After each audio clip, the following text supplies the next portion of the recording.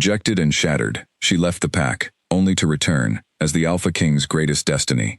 She did not cry when the bond broke. She wanted to. Every part of her body begged her to fall apart right there, in front of all of them, under the blazing light of the bonfire that had burned at the center of the Ashvale Pack's great courtyard for as long as anyone could remember. But something inside her, some quiet and stubborn thing that had always lived beneath her softness, refused to give them that. So Celine Mara stood still. Her hands were at her sides, her chin was level, and she breathed. The words were still in the air. Caius Drake had spoken them clearly, loudly, without hesitation, as though they were the easiest words he had ever said in his life. I reject you as my mate. I release any bond between us. You are no longer a part of me. He had not looked at her while he said it. He had looked straight ahead, at the gathered crowd, at the torchlit faces of every man and woman in the pack, as though he were making an announcement about the weather. And standing to his right, dressed in deep red, was Lyra Voss. She did not smile. She was too polished for that. But her eyes moved to Celine for exactly 1 second, and in that second, there was something that looked a great deal like satisfaction. Celine had known Caius Drake her entire life. That was the part that no one outside the pack could ever fully understand. This was not a story about a girl who fell in love too fast, or trusted someone she barely knew. She and Caius had grown up 20 steps from each other. She had been 6 years old when she first saw him climb the old oak tree near the eastern fence, and refused to come down until his mother brought him a proper meal, instead of the bread and cold soup the kitchen staff had prepared. She had been 8 when he had pulled her out of the river during a spring flood, his small hand gripping her wrist so hard it left a mark that lasted a week.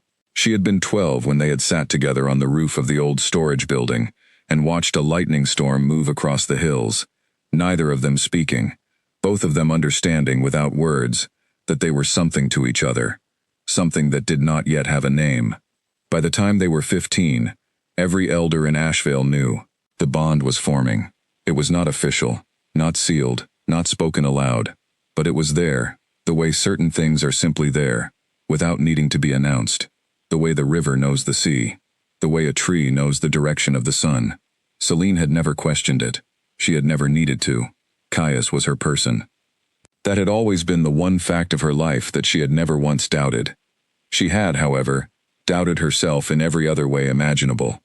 The Ashvale Pack was not a cruel community, but it was a proud one, and pride in Ashvale had a very specific shape. It looked like bloodline. It looked like power. It looked like a father who sat on the elder council, and a mother who had distinguished herself in some visible way, some way that could be pointed to and named.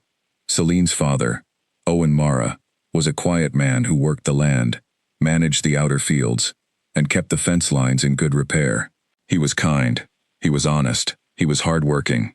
He was, by Ashvale's unspoken ranking, absolutely unremarkable. Her mother, Clara, had died when Celine was 4 years old. There was no dramatic story attached to it. Clara had simply gotten sick in winter and had not recovered. Owen had raised Celine alone, doing his best, which was considerable, but which the pack measured as insufficient. So Celine had grown up knowing, in the quiet and steady way that children absorb the opinions of their world before they are old enough to argue back, that she was not quite enough. Not mean enough to be dangerous, not powerful enough to be impressive, not well-connected enough to be useful.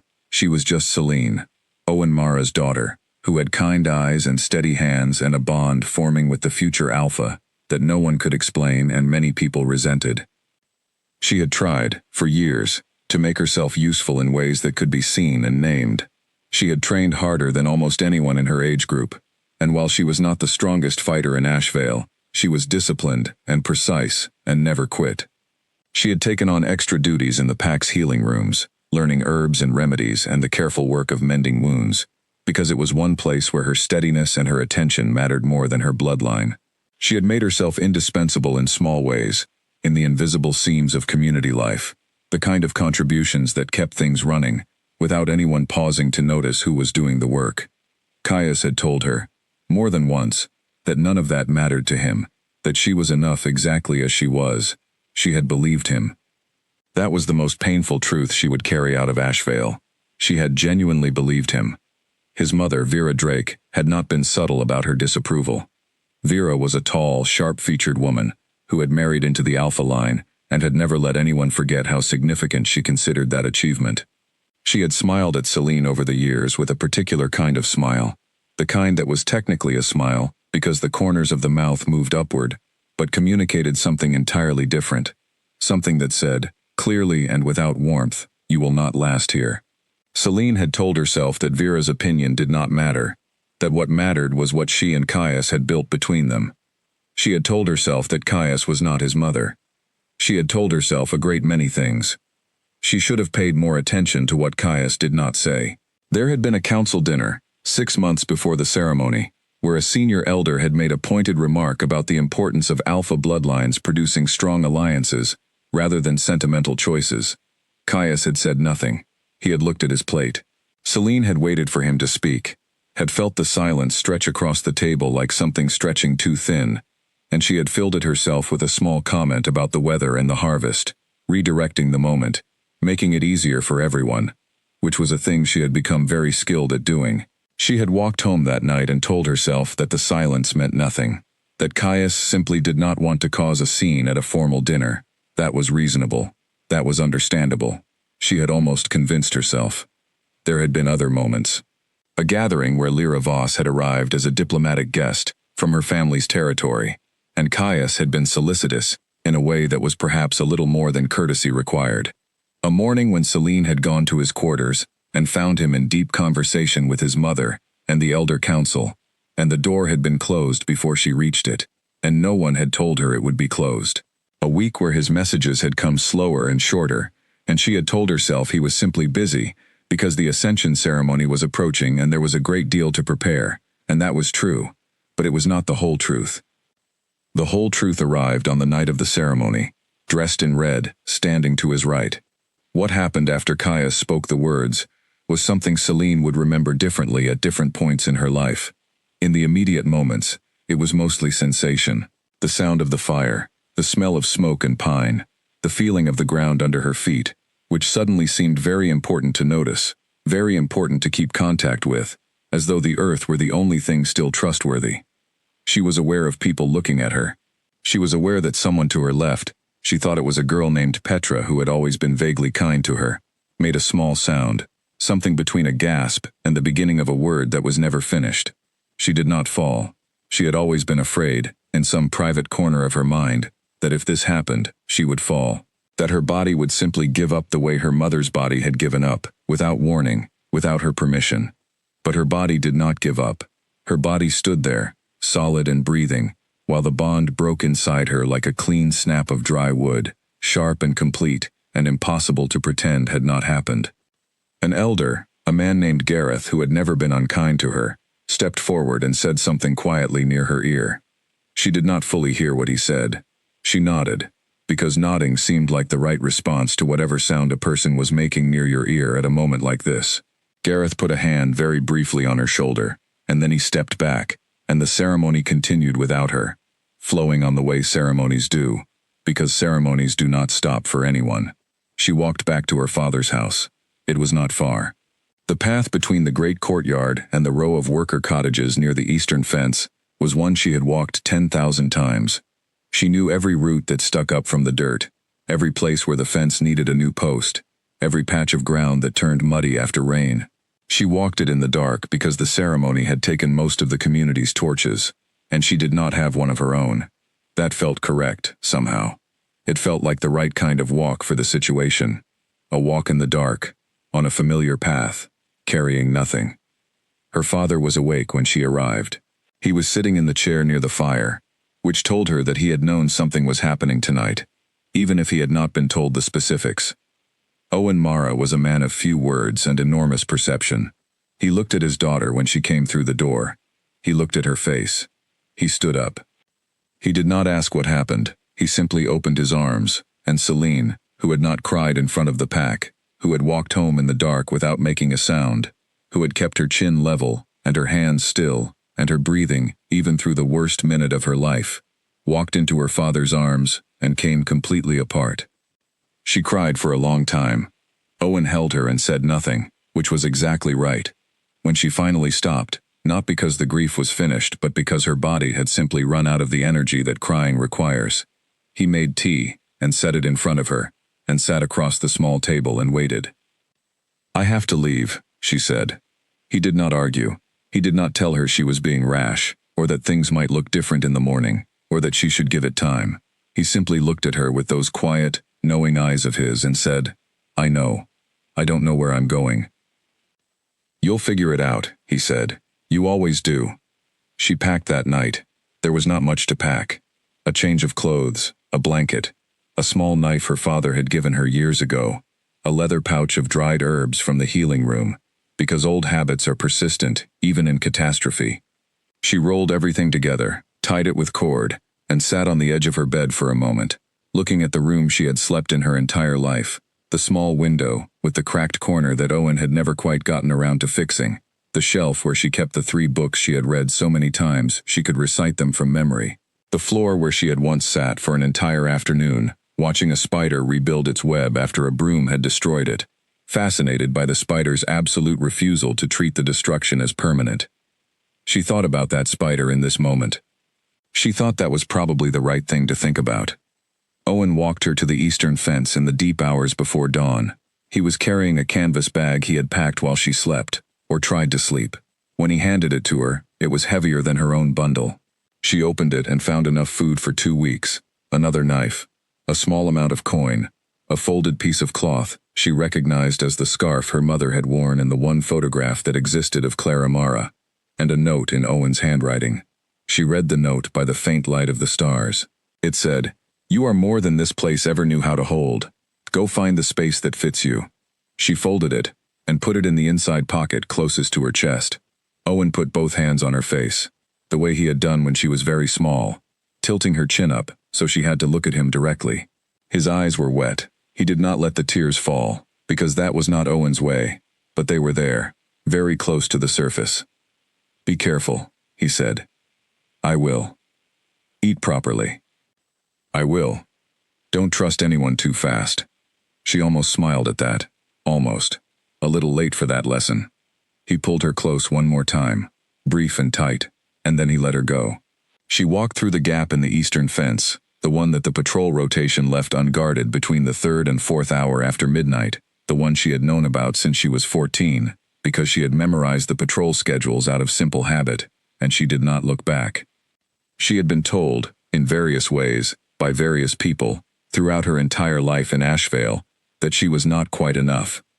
She walked into the dark forest, carrying that message like a stone in her chest, and she walked, and she walked, and with every step, the stone got a little heavier. And with every step she carried it anyway, because there was no one left to carry it for her, and because, underneath all the grief and all the exhaustion and all the cold night air, something in her was starting to wonder, for the first time in her life, whether the people who had given her that stone had actually known what they were talking about. She did not have an answer yet, but she was walking, and walking, she would come to understand, was enough to begin with. The forest closed around her the way forests do, quietly and completely, without ceremony. The sounds of Ashvale faded. The smell of the bonfire faded. The feeling of being watched by people who had already made up their minds about her value faded. What replaced it was cold air and pine, and the sound of her own footsteps on ground that had no opinion about her at all. She kept moving until the sky began to lighten, and then she stopped at the base of a large spruce tree, tucked herself between 2 of its great roots, like something finding its first shelter, and let herself breathe. Just breathe, in and out. The forest breathing with her, indifferent and enormous, and for the first time in a very long time, not unkind. She was 22 years old. She had nothing. She had nowhere to go. She had a canvas bag packed by her father, a broken bond in her chest, and a very old, very stubborn refusal to disappear. It was, all things considered, a beginning. She had expected the wilderness to be frightening. She had not expected it to be honest. The first week was, without question, the hardest physical experience of Celine Mara's life. She had trained in Ashvale's practice yards, had kept herself fit and disciplined, but training in a structured environment, with meals prepared for you and a warm room to return to at the end of the day, is a very different thing from actually living in the open land between pack territories, where nothing is prepared for you, where the cold is real and not scheduled, and where the gap between knowing something and actually doing it becomes embarrassingly clear very fast. She had known, theoretically, how to find water. She had listened carefully in every wilderness survival session the pack had offered, had paid attention while others drifted or looked bored, because she had always understood that knowledge was one of the few things no one in Asheville could take from her, simply by deciding she was not worth enough. So she knew that water runs downhill, that you follow the birds in the morning and the insects in the evening, that the moss on the north side of a tree tells you something useful about direction. She knew these things. Knowing them and doing them alone, in the dark, in the cold, when your hands were shaking and your chest still hurt from something that had nothing to do with the cold, were very different activities. She found water on the second morning, following the sound of it more than any deliberate navigation. A narrow stream, clear and cold, running between two low banks of dark earth and exposed stone. She drank from it with her hands cupped, and the water was the best thing she had ever tasted, not because it was remarkable water, but because she had found it herself. That small fact meant more to her than she would have predicted. She filed it away. Food was harder. The first 2 weeks she lived largely off what Owen had packed for her, supplementing with berries she recognized from the healing room studies, roots that she knew were edible because she had used them in remedies, the occasional handful of nuts from trees that were beginning to drop their autumn stores. She was not eating well. She was eating enough, which was a distinction that mattered but did not make the hunger less present. She set her first trap on day 9. She had been shown how, once, by an older pack member named Duncan, who had taken pity on her obvious interest, and spent an afternoon showing her the basics before someone had come to collect him for something more important. She had replicated the structure from memory, working slowly, adjusting when it did not look right, taking it apart, and starting again twice before she was satisfied. She set it near the stream and went to sleep under the spruce tree that had become her temporary base. The trap held a rabbit in the morning, a small one, young, not much meat, but real and solid, and there. She felt something she had not expected to feel, something she could only describe as fiercely, privately proud of herself, which was not an emotion she had much experience with. She had been grateful before, and competent before, and even quietly satisfied before, but this was different. This was the specific pride of a person who has done something hard and real, with no one watching, and no one to give her credit for it. She cooked the rabbit over a small fire she was increasingly efficient at starting, ate it carefully, saved what she could not eat immediately, and began working on a second trap. The days settled into a rhythm she had not planned but came to rely on. Wake before dawn, check traps, find water, gather whatever food the land was willing to provide, build or reinforce shelter as needed, and then, in the long afternoon light, move. She kept moving northeast, not because she had a destination, but because northeast felt like forward, and forward was the only direction that made sense, when behind her was everything she was not going back to. She saw no one for the first month. The in-between territories, the unclaimed land between pack borders, were not empty, exactly, but they were sparsely occupied, and the inhabitants tended to keep to themselves, which she was beginning to understand as a reasonable approach to life. Occasionally she found signs of others, a dead fire ring, still holding some warmth, a stripped branch where someone had harvested the inner bark. Once, a piece of cloth caught on a low branch, torn and faded, that might have belonged to anyone at any point in the last several years. The loneliness was real. She would not pretend it was not. There were evenings, particularly in the first weeks, when the quiet of the forest felt less like peace and more like evidence of absence, when the absence had a very specific shape and a very specific name. She had loved Caius Drake with the trusting and total love of someone who has never been taught to hold love carefully, who has not yet learned that loving someone completely does not protect you from being set aside by them. She grieved him in the evenings, by herself, with no audience and no performance, just the real and unremarkable grief of someone learning what it feels like when the thing they built their sense of safety around turns out to have been borrowed, not owned. She let herself feel it. She did not try to rush through it or past it. She had seen people in Asheville who had been hurt in various ways, and had chosen to cover the hurt immediately with something louder and more manageable, only to carry the original wound for years, in ways they did not fully understand. She did not want to do that. She wanted to feel this properly, to let it move through her at its real speed, because she had a sense, not yet fully formed, that what came after the grief would be more useful if she did not cheat the grief itself. By the 6th week, something shifted. She noticed it gradually, the way you notice a change in the light at a certain point in autumn, when the days are getting shorter, but you have not consciously tracked it, until one evening you look up, and it is dark half an hour earlier than you expected. The grief was still present. It would be present for a long time. She understood that. But it was no longer the loudest thing. Other things were beginning to be louder. She noticed, for example, that she had been sleeping better. Not comfortably, not in any way she would have called comfortable, but deeply, which she had not done in Ashvale in longer than she could easily recall. She had spent years in Ashvale falling asleep worried about something, the next day's training assessment, a look from Vera Drake that she could not quite interpret, a gathering she was not sure she had been officially included in, a silence from Caius that might mean something, or might mean nothing. Here, she fell asleep tired in the honest way of someone who has used their body fully, and slept without the low-level worry that had become so constant in Ashvale she had stopped recognizing it as worry at all. She noticed that she was getting stronger. Not dramatically, not in the way it looks in stories, but in the steady and reliable way that comes from doing hard physical things every day without pause. Her hands were calloused in new places. Her legs moved differently on uneven ground, with more confidence and less adjustment. She could carry her full pack for longer before needing to stop. She woke up less sore. She noticed that she was making better decisions in the field, not because she had become someone different, but because she was practicing decision-making constantly, and the forest gave her immediate and honest feedback on every choice. Set the trap here and it works, or it does not. Build shelter here and it keeps rain out, or it does not. Choose this path and it opens up, or it dead ends, and you have to turn back. The forest did not resent her for making a wrong choice, and it did not celebrate her for making a right one. It simply showed her the result and gave her the next choice. After a lifetime in a community that layered everything, with opinion and status and unspoken judgment, the forest's flat, honest feedback was something she began to find deeply restoring. It was in the 8th week that she found the sanctuary.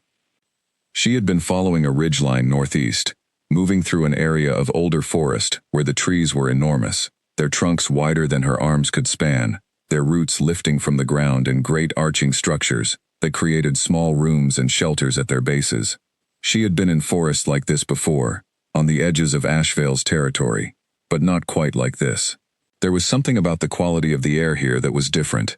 Not unpleasant, not alarming, just different, in a way she could not immediately name, the way a room sometimes feels different when it has been used for something significant, even after all the people and objects are gone. She almost missed it. It was set back from the ridge, half hidden by a collapse of old stone, and the aggressive growth of a particular vine that had wound itself around everything with thorough determination. What looked like a pile of rocks was, when she looked more carefully, the remains of walls. Low, rounded, made of stones that had been shaped rather than found, fitted together in a pattern she recognized as deliberate even through the age and the damage. She pushed through the vine and stood inside it. It was not large, a space perhaps 10 steps across, open to the sky through the gaps where a roof had once existed, the ground inside thick with moss, and the small, persistent wildflowers that grow wherever light reaches. There were stone ledges along 2 of the walls, the kind meant for sitting or for storing things. And at the far end, carved into the largest remaining section of wall, was a series of markings she did not recognize. Not letters, not exactly. Patterns. Circles within circles. Lines that branched and reconnected. Shapes that suggested movement, or connection, or both. She stood in front of those markings for a long time. She did not know what they meant. She could not have explained why they mattered to her. But standing in front of them, she felt something she had only felt a few times in her life, the specific sensation of standing at the edge of something important without yet knowing what it is. Like the moment before a sentence completes itself, when you already know it is going to change things. She made the sanctuary her base. She spent 3 days clearing the vine, reinforcing the walls where she could, making the space livable in the modest way she had become skilled at over the past 2 months. She gathered materials and built a sleeping area under the most protected section of remaining roof. She set traps in a wider radius around the site. She made it hers. And in the evenings, she sat in front of those wall markings and tried to understand them. She had no reference for them. There had been nothing like them in Ashvale's records, or at least nothing she had been given access to, which, she was beginning to understand, was not the same thing. Ashvale's records were maintained by the Elder Council, and the Elder Council was selective about what information it considered appropriate for different members of the pack. A lot of things had not been considered appropriate for Selene. She was beginning to wonder exactly what those things were. On the fourth evening at the sanctuary, something happened that she could not explain cleanly. She had been sitting cross-legged on the moss in front of the wall markings, running her fingertips along the outer ring of the largest circle pattern the way she sometimes did, not thinking about anything in particular, just present in the way that exhaustion and forest quiet sometimes produces. And she felt something, not a sound, not a sight, a feeling, but a very specific kind of feeling, the kind that lives just below conscious awareness. She felt the land around her as though it had a pulse, not metaphorically, not as a poetic image she was constructing in her own mind. She felt it the way you feel your own heartbeat when a room goes completely silent, suddenly and clearly, and without being able to deny it. She pulled her hand back from the wall. The feeling faded slightly, but did not disappear. She pressed her palm flat against the ground. It was there again, steadier, like a current running through deep water, present and moving and real. She sat with her palm on the ground until the stars came fully out, feeling it breathe. She did not tell herself she understood what this was. She was not the kind of person who rushes to name things before they are ready to be named. She simply noted it, the way she noted everything now, carefully, and without drama, and tucked it alongside the other facts of her new life. She had found water. She had caught food. She had built shelter. She had found a place in the forest that seemed to hold something, and when she touched it, she could feel the land. What that meant, she did not yet know. But she knew, with the same quiet certainty with which she knew that the moss grows north and the water runs downhill, that she was going to find out. In Ashvale, in this same week, Caius Drake was preparing for the formal bonding ceremony with Lyra Voss. 3 of Selene's small number of genuine friends had quietly left the pack in the month since the Ascension ceremony, unable to stay in a place where what had been done to her was considered acceptable. Owen Mara was still tending the fields, still repairing the fence lines, still speaking to no one more than necessary, still sleeping in the same small house where he had once held his daughter while she fell apart, carrying his own grief in the quiet way of men who were raised to carry things quietly. He did not know where Selene was. He had no way to know. But on certain evenings, when the wind came from the northeast, he stopped what he was doing and looked in that direction for a moment before returning to his work. The wind came from northeast more often than usual that season. Several of the older pack members noticed. They said it meant a change was coming. They debated what kind of change. They did not think to wonder whether the change had a name. It did. It was learning to feel the pulse of the land in an ancient forest. It was sleeping deeply for the first time in years. It was setting a trap, and waiting, and discovering what you catch when you stop being beholden to the opinions of people who were never going to be impressed no matter what you did. It was 22 years old and growing in the dark, the way the most interesting things often do, away from the light, in the rich and complicated earth, putting down roots that no one could see yet, but that were going in deep. She learned the land the way you learn a language when you are fully immersed in it, not through lessons, but through living. The change that had begun at the sanctuary did not announce itself dramatically. It did not arrive with signs and certainties, and the clear sense of before and after that a person might want when telling their own story. It arrived the way most real things arrive, gradually, unevenly, with long stretches of nothing, followed by moments so precise they felt like a door clicking into a lock. She had been at the sanctuary for 3 weeks when she first understood that what she was feeling in the ground was not random. It had a pattern. She had been sitting outside in the early morning, eating a small meal before the day's work, when she felt a disturbance in the pulse she had been tracking, something moving differently in the current, something disrupted maybe half a mile to her east. Without making a conscious decision to investigate, she stood up and walked in that direction. She found a fox caught in an old snare that someone had left and abandoned, perhaps months or years ago. The cord too tight around one of its back legs, the fox exhausted from a night of struggling. She freed it. The freeing took patience and care, because the fox was terrified and in pain, and the cord had been there long enough that the knot was complicated. She worked quietly and steadily, talking to the fox in a low and meaningless voice. The way she had learned in the healing room was effective with frightened animals. Not the words, but the sound, the steadiness, the signal that nothing additional bad was going to happen right now. The fox ran when she finished. It ran without looking back, which was correct. But Celine sat where she was for a moment, because what had just happened was interesting. She had felt the disturbance before she had any sensory information about it. She had felt something off in the land's pulse, and followed that feeling to its source, and the source had been real. She began paying more deliberate attention to the feeling. She began testing it, in the careful and systematic way she had always approached things she wanted to understand. She would feel something, note the direction, note the quality of the feeling, and then investigate. She was right often enough, more often than chance could explain, to confirm that she was not imagining it. She was wrong sometimes too, which was equally important information.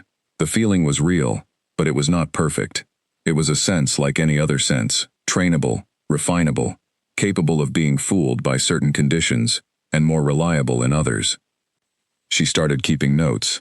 She tore strips of bark from a fallen birch, and used a sharpened charred stick to mark what she observed. Day, direction, quality of feeling, what she found, how close she had been to right. It was not sophisticated record-keeping. It was barely legible, but it was systematic, and systematic was what she knew how to be. By the end of the second month at the sanctuary, she had a rough map of the land within a mile's radius, not a physical map, but a living one, held in her body. She knew where the energy ran strong, and where it thinned. She knew which areas felt old, deeply settled and slow, and which felt recent, like something disturbed and resettled imperfectly. She knew one section to her northwest that felt wrong, in a way she could not fully articulate, a dead patch in the pulse, like a place where something had been severed. She avoided that section, not out of fear, but out of the same instinct that keeps you from pressing on a wound before it is ready.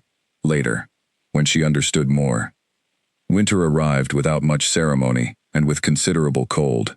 She had prepared for it, but preparation and experience are different things, and the first deep freeze of that season showed her several gaps in her preparation that she spent the following week correcting. She reinforced the sanctuary walls with clay and layered moss. She built up her food stores more aggressively. She learned, through one very cold and very instructive night, that her sleeping arrangement needed to be fundamentally redesigned. She redesigned it. She was getting better at adapting quickly, at identifying what was not working, and changing it without the emotional weight of having gotten it wrong in the first place. Ashvale had treated mistakes as evidence of inadequacy. The forest treated them as information. The difference in how she felt about making mistakes now was significant, and, she was slowly coming to understand, was one of the most important things that had changed. She was alone through the winter, but she was no longer lonely in the same way. There is a quality of aloneness that is painful because it is not chosen, because it feels like evidence of rejection, like you are alone because you were not wanted. And then there is a different quality of aloneness, one that comes when you have been alone long enough that it is no longer about anyone else, when it simply becomes a condition of your life that you are managing competently, and which carries its own specific, quiet dignity.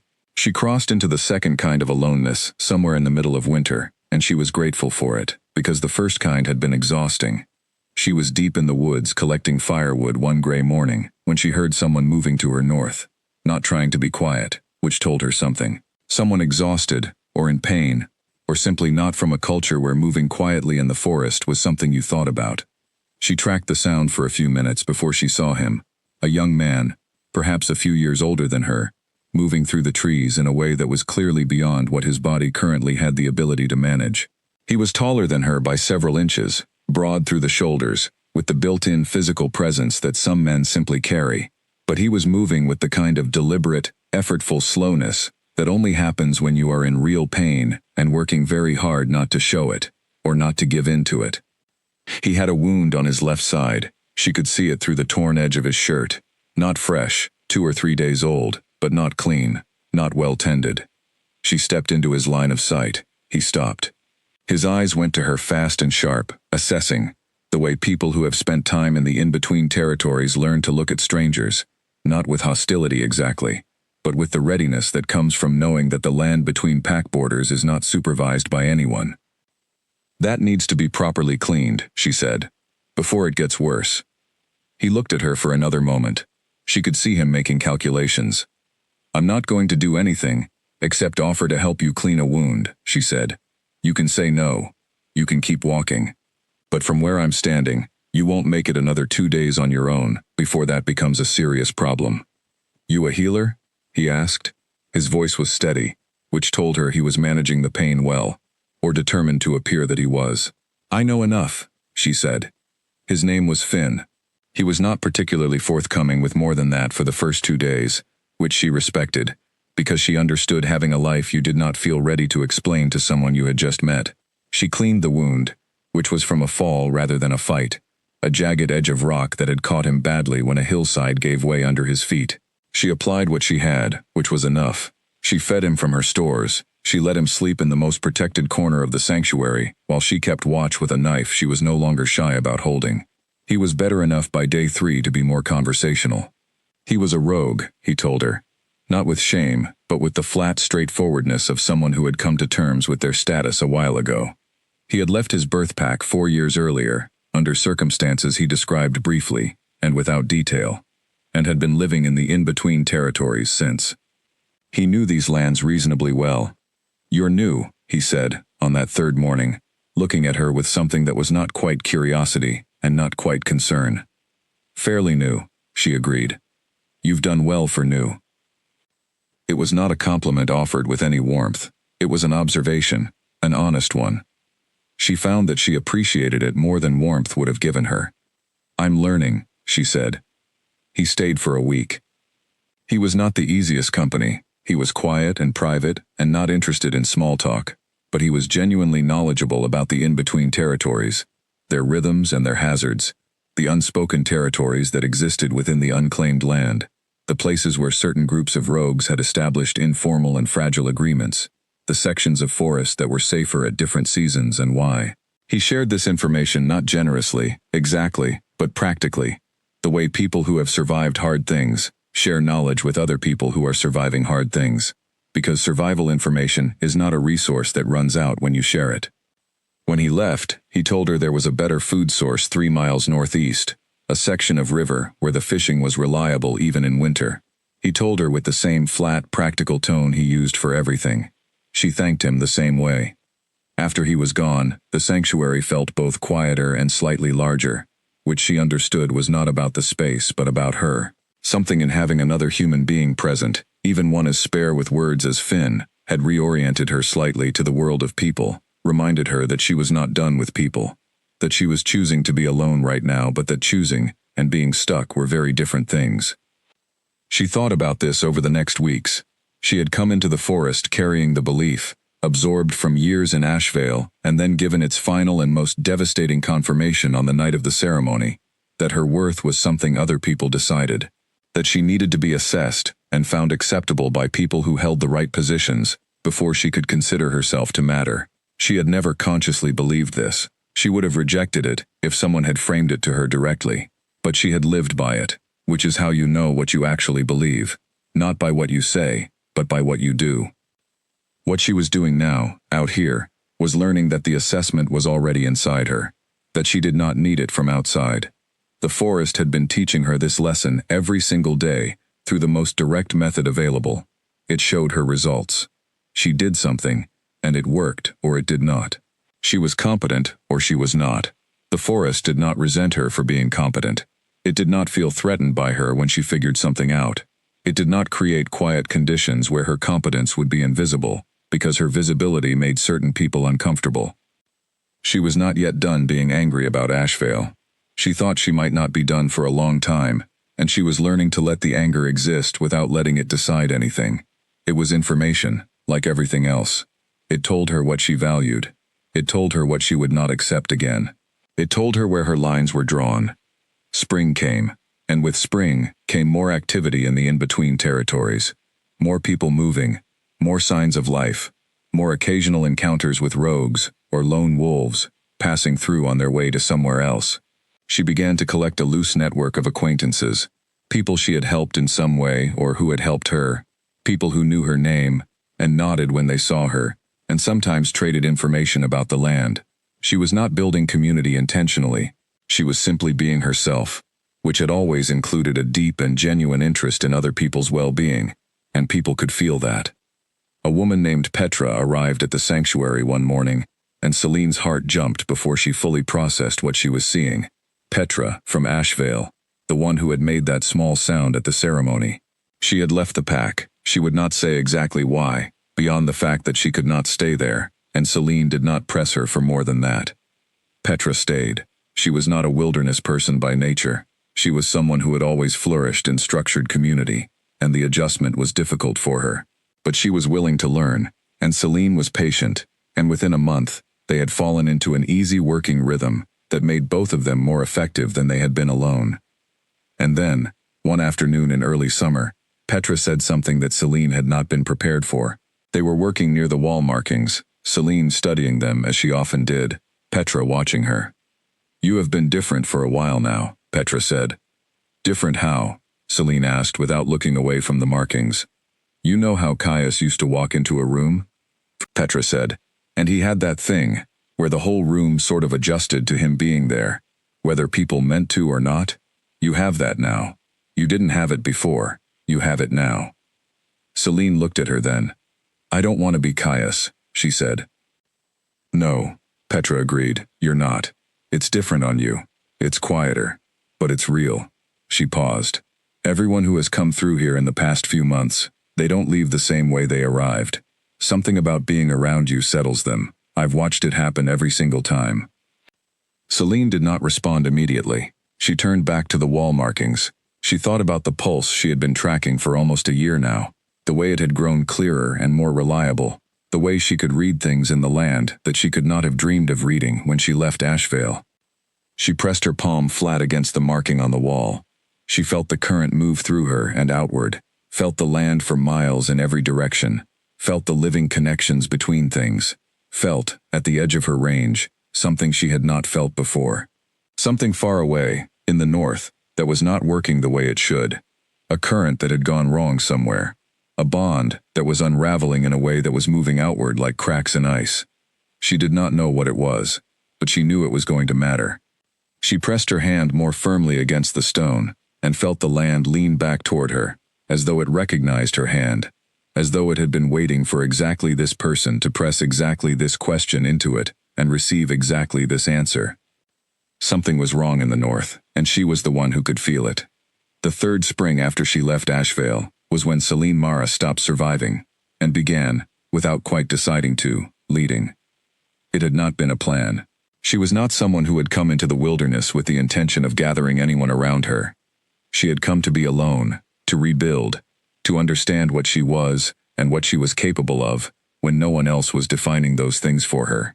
She had done that, or was doing it, in the continuous and non-linear way that real change always happens. But the people kept coming. By the time spring arrived in her third year, the area around the sanctuary had become something, not a pack. She was careful about that word. A pack meant hierarchy and territory, and formal bonds, and all the structures that came with those things. And she was not ready to establish those structures, and she was not sure she believed in the particular version of them that she had grown up with. But it was a community. 11 people, not counting herself, living within a half-mile of the sanctuary, each of them there for their own reasons, each of them contributing in whatever way they were capable of contributing, each of them treated by Celine the way she wished she had been treated in Ashvale, which was to say as fully capable people, whose value did not depend on who their parents were. Finn had returned in the autumn after his first visit, having apparently found the information she had given him useful, and having, she suspected, simply found himself thinking about the sanctuary more than he expected. He was her best tracker. He had accepted this role without discussion.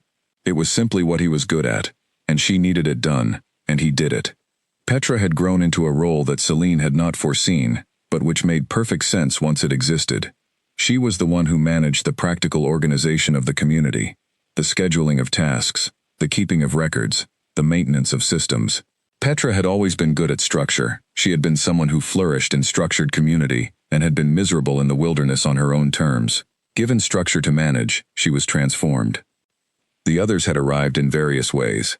A man named Hugh who had been living alone for 6 years, and who was a remarkable craftsman, able to build things from wood and stone that Celine could design in her head, but not execute with her hands. Two sisters, Nell and Claire, who had left their birth pack together, and who between them had an encyclopedic knowledge of plants and medicines that complemented and extended what Celine had learned in Ashvale's healing rooms. A quiet older man named Walter, who had outlived his pack when it dissolved in a territorial dispute, and who simply needed somewhere to be, and was willing to do any useful thing asked of him. 5 others in various states of arrival, most of them damaged in some way, all of them willing. She had not recruited any of them. They had found the sanctuary, the way lost things find stable ground, because the ground was stable and they needed it. She had one rule, articulated clearly when anyone arrived: everyone contributes. Not in the same way, not at the same level, not according to a fixed roster, but in whatever way they are capable of contributing. If you cannot contribute physically, you contribute with knowledge. If you cannot contribute with knowledge, you contribute with presence and willingness. There is always something a willing person can do, and a willing person here is valuable, and their value is not conditional on anything except their willingness. Do not steal from each other. Do not harm each other. Come to me if there is a problem before the problem becomes a crisis. Everything else is negotiable. The summer of that 3rd year was when Marin arrived.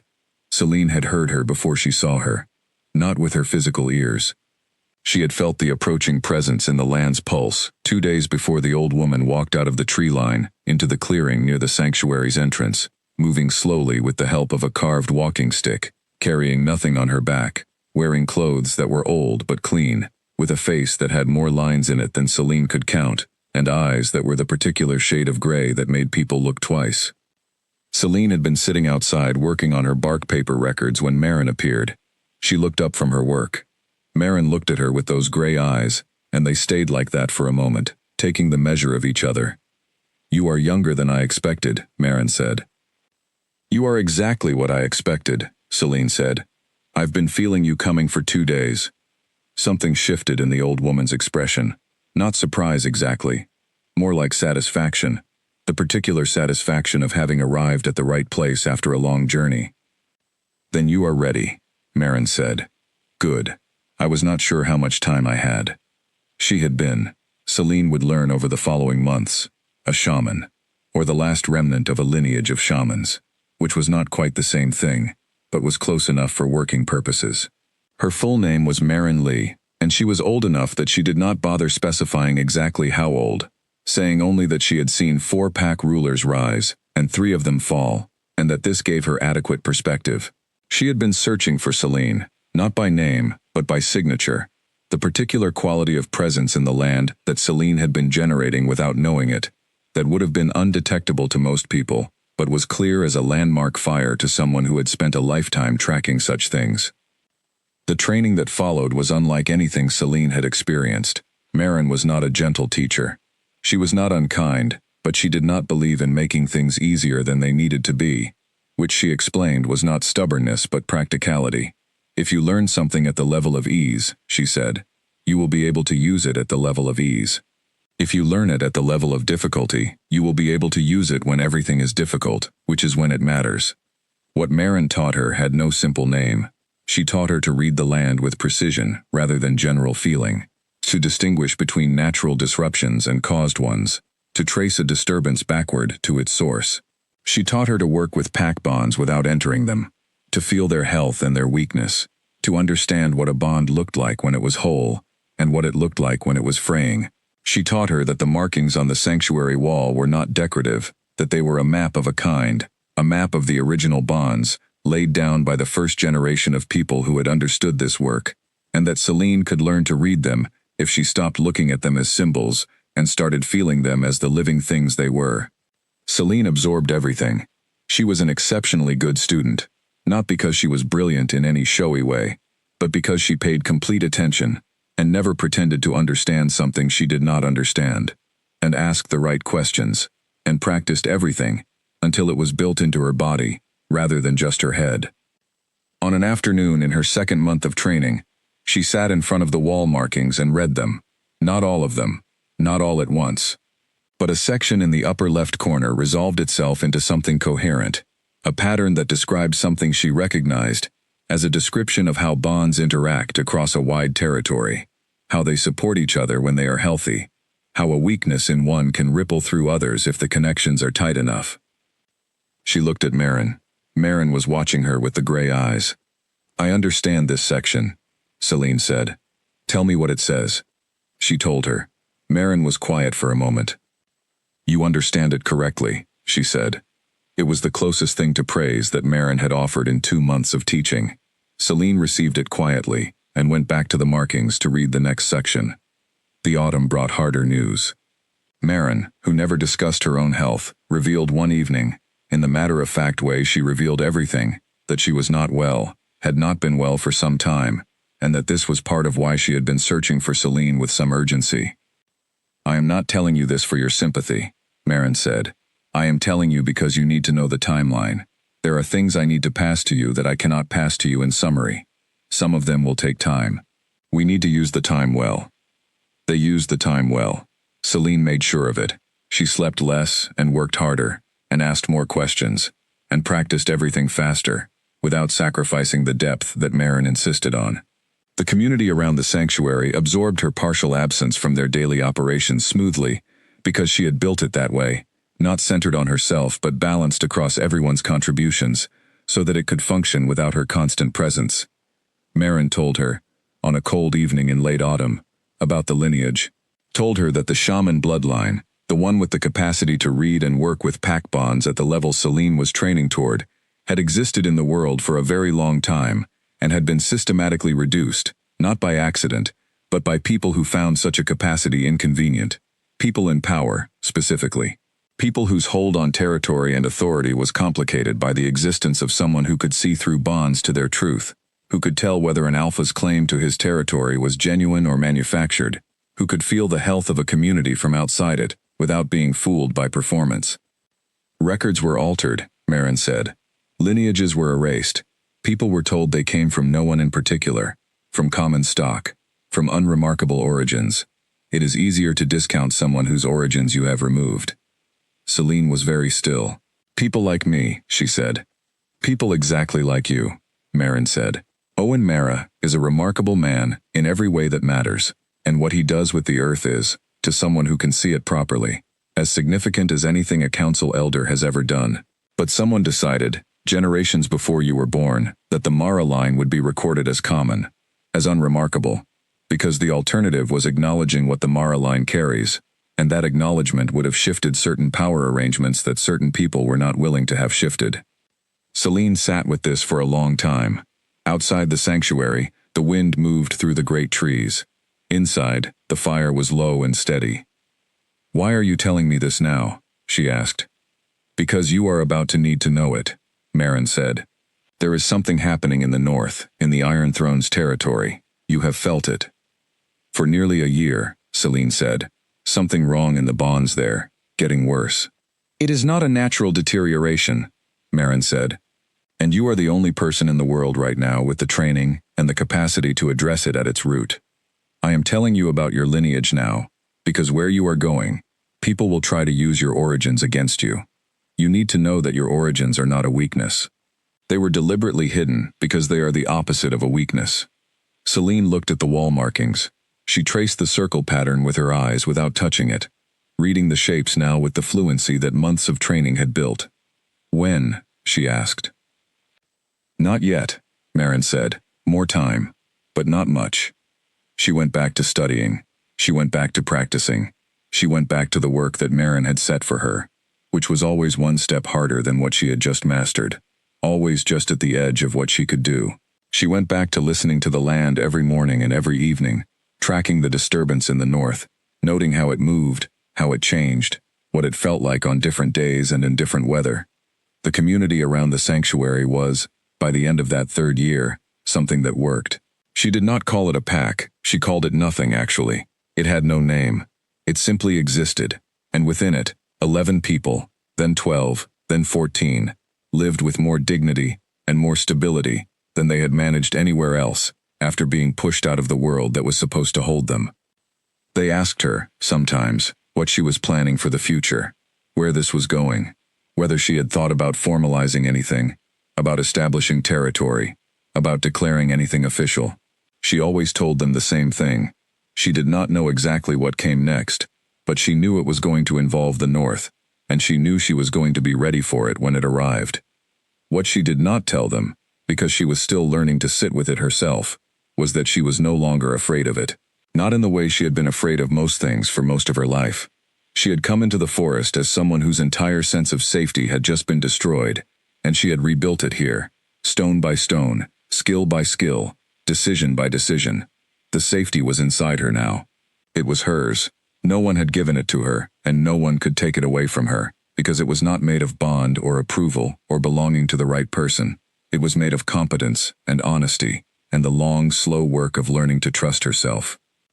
Whatever was coming from the North, she would walk toward it the way she had walked out of Ashvale, under her own power, in the dark, on ground that was not yet familiar, carrying what she needed. And this time, she knew how to read the land.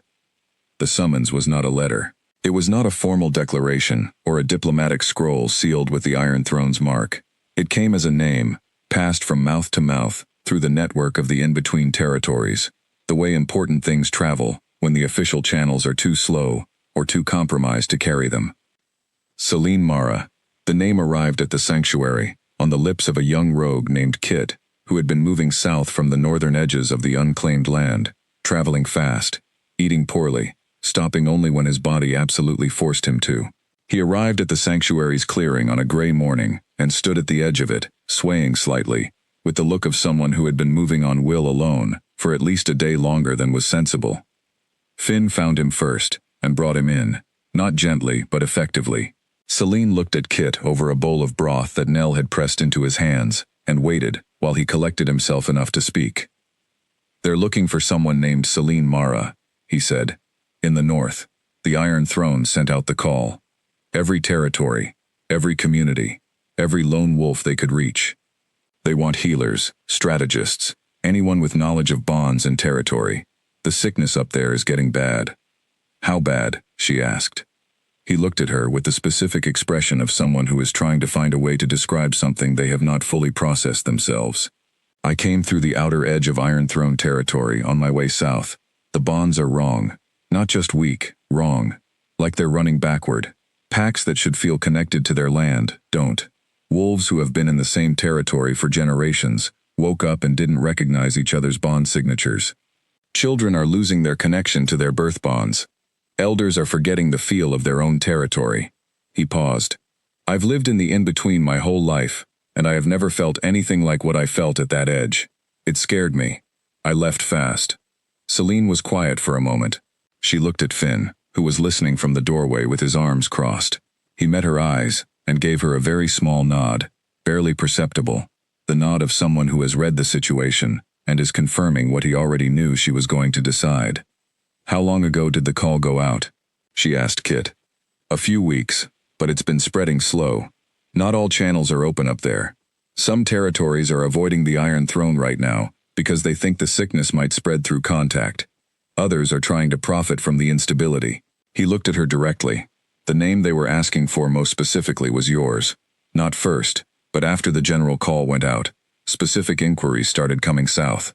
Someone at the Iron Throne knows your name." She thought about Marin. Marin had died in the deep of winter, peacefully and without drama, which was exactly how she had lived.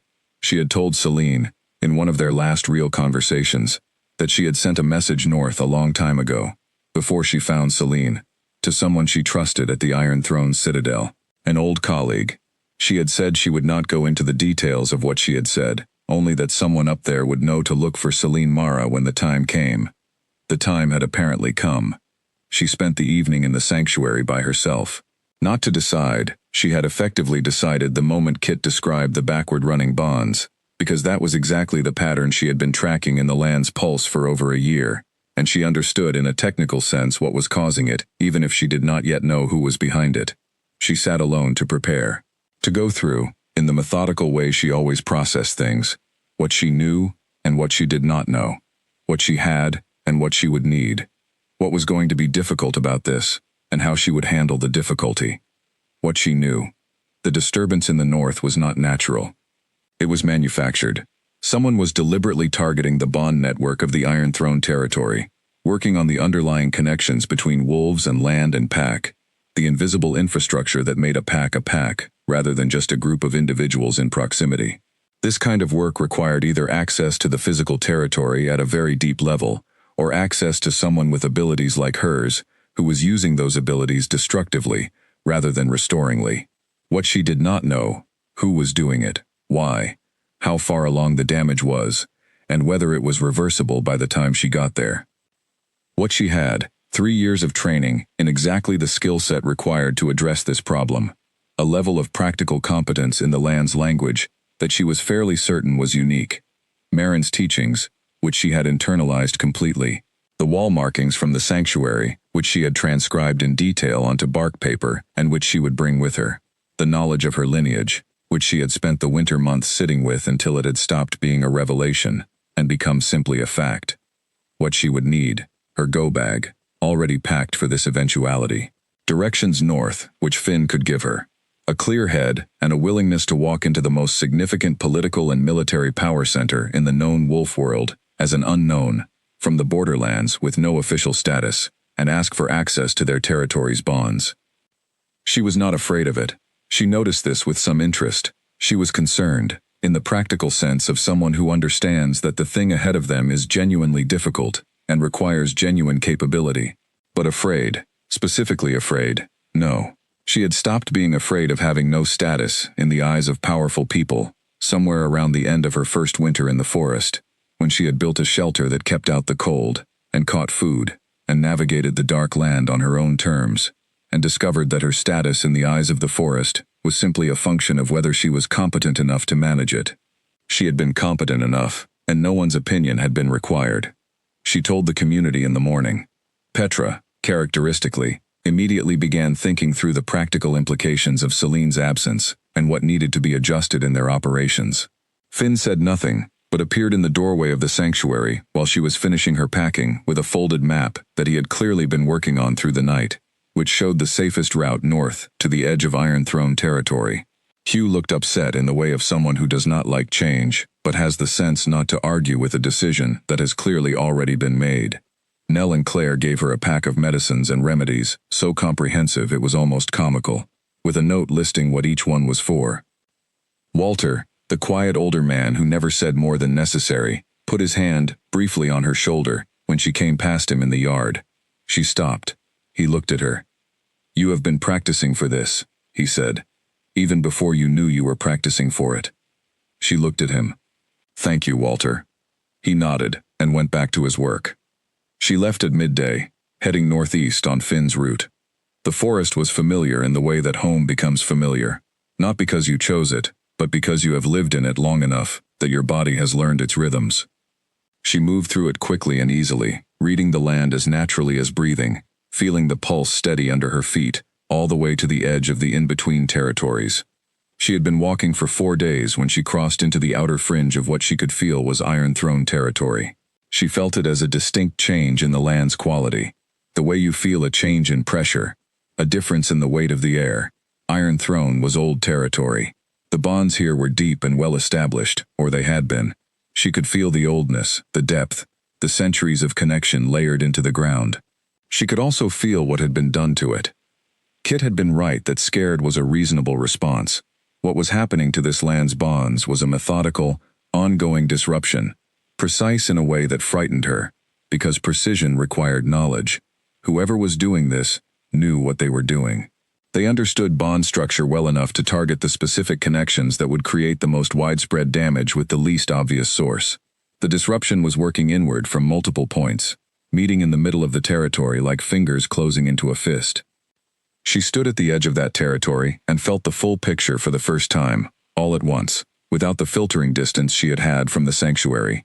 It was, she would say later, to the only person she fully explained it to, like walking into a room where someone is very sick and has been for a long time, and the sickness is in the walls as much as in the body.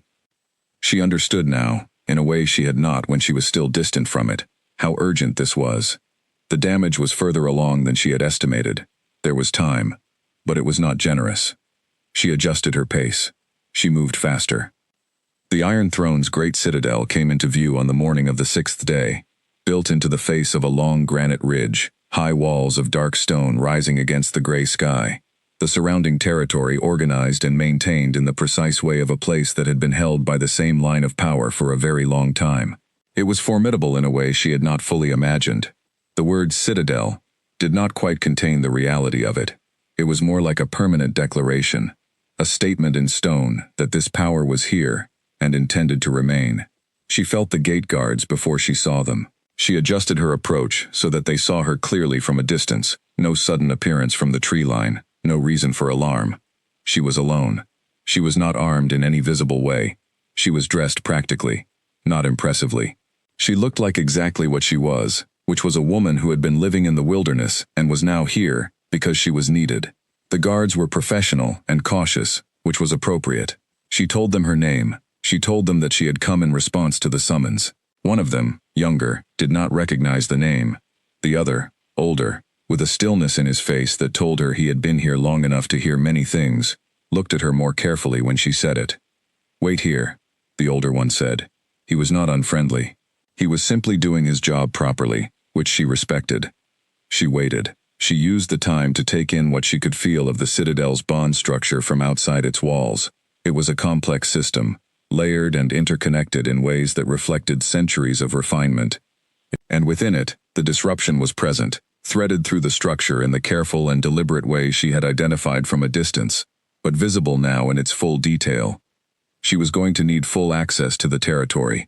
She was going to need time.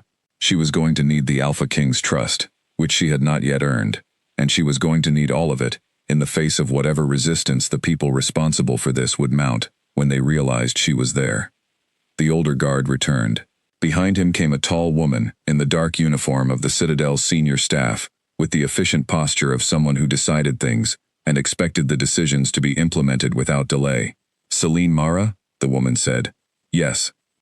My name is Audra. I am the Citadel's head of council affairs." She looked at Celine with the careful, measuring look of someone who has seen a great many people arrive at this gate, claiming to be something useful, and has been disappointed most of the time. "We received specific inquiries about you from our outside network. Can you tell me what your qualifications are?" Celine could have answered this in several ways. She chose the most direct. "I can feel what is wrong with your territory's bonds from outside your walls," she said. "I can feel exactly where the disruption points are, how many there are, and approximately when each one was established. I can tell you that whoever is doing this is working from inside the Citadel, not from outside it, and I can tell you that you have perhaps 4 to 6 weeks before the damage reaches a point that will be significantly harder to reverse." Audra was still. The silence lasted about 3 seconds. "Come with me," she said. The inside of the Iron Throne Citadel was exactly what Celine had expected, and nothing like it at the same time. She had expected the size. She had expected the architecture, the dark granite walls, the high ceilings, the sense of a place that had been built over centuries, with the explicit purpose of conveying permanence and authority. She had expected the organized movement of people through its corridors, the guards, the staff, the various officials in various uniforms, moving with the purposeful efficiency of people who are part of a large and complex operation. She had not expected the atmosphere underneath all of that, the thing that lived below the efficiency and the authority, which was a kind of held breath, a collective tension that the entire Citadel was maintaining without speaking it aloud. She felt it in the bond patterns as much as in the faces of the people she passed. Something was being carefully managed here. Something was being kept from becoming a panic through the sheer force of will of the people who understood how bad it actually was. Audra walked fast and spoke in compact, informative bursts as she led Celine through the Citadel's main corridors toward the inner council chambers. "The Alpha King will see you directly," Audra said. "This is not standard protocol. Normally, a new arrival would be assessed, then briefed, then scheduled for a secondary meeting with a senior council member before any audience with the king. We have dispensed with all of that. Because of the timeline," Celine said. "Because of the timeline," Audra confirmed. "And because the 6 people we have seen before you, with similar claims, have all either failed to demonstrate any real ability to read the bonds, or have offered assessments so general they were useless." "What did they tell you was wrong?" "They told us the bonds were disrupted, which we could have told them before they arrived. I see, Celine said. She noted that Audra had not asked her to elaborate on what she had said at the gate, about the source being inside rather than outside the citadel. She was being given an audience with the king first. That was deliberate. Audra was a careful person. The council chamber was not where they went. They went instead to a room she had not anticipated. A working room, rather than a formal one, with a large table covered in maps and papers, 2 long windows overlooking the citadel's inner courtyard, and a fire that had been burning long enough to settle into steady coals, rather than active flame. The room smelled of old paper and wood smoke, and something else, something that she recognized after a moment, as the same quality she had felt in the oldest sections of the forest. The smell of something that had been carrying significant weight for a long time. Darian Voss was standing with his back to the door when they entered, looking at the maps on the table. He was taller than most people, which she had expected, with the build of someone who had been trained for physical demands from a young age, and had maintained that training. He was not wearing ceremonial clothing.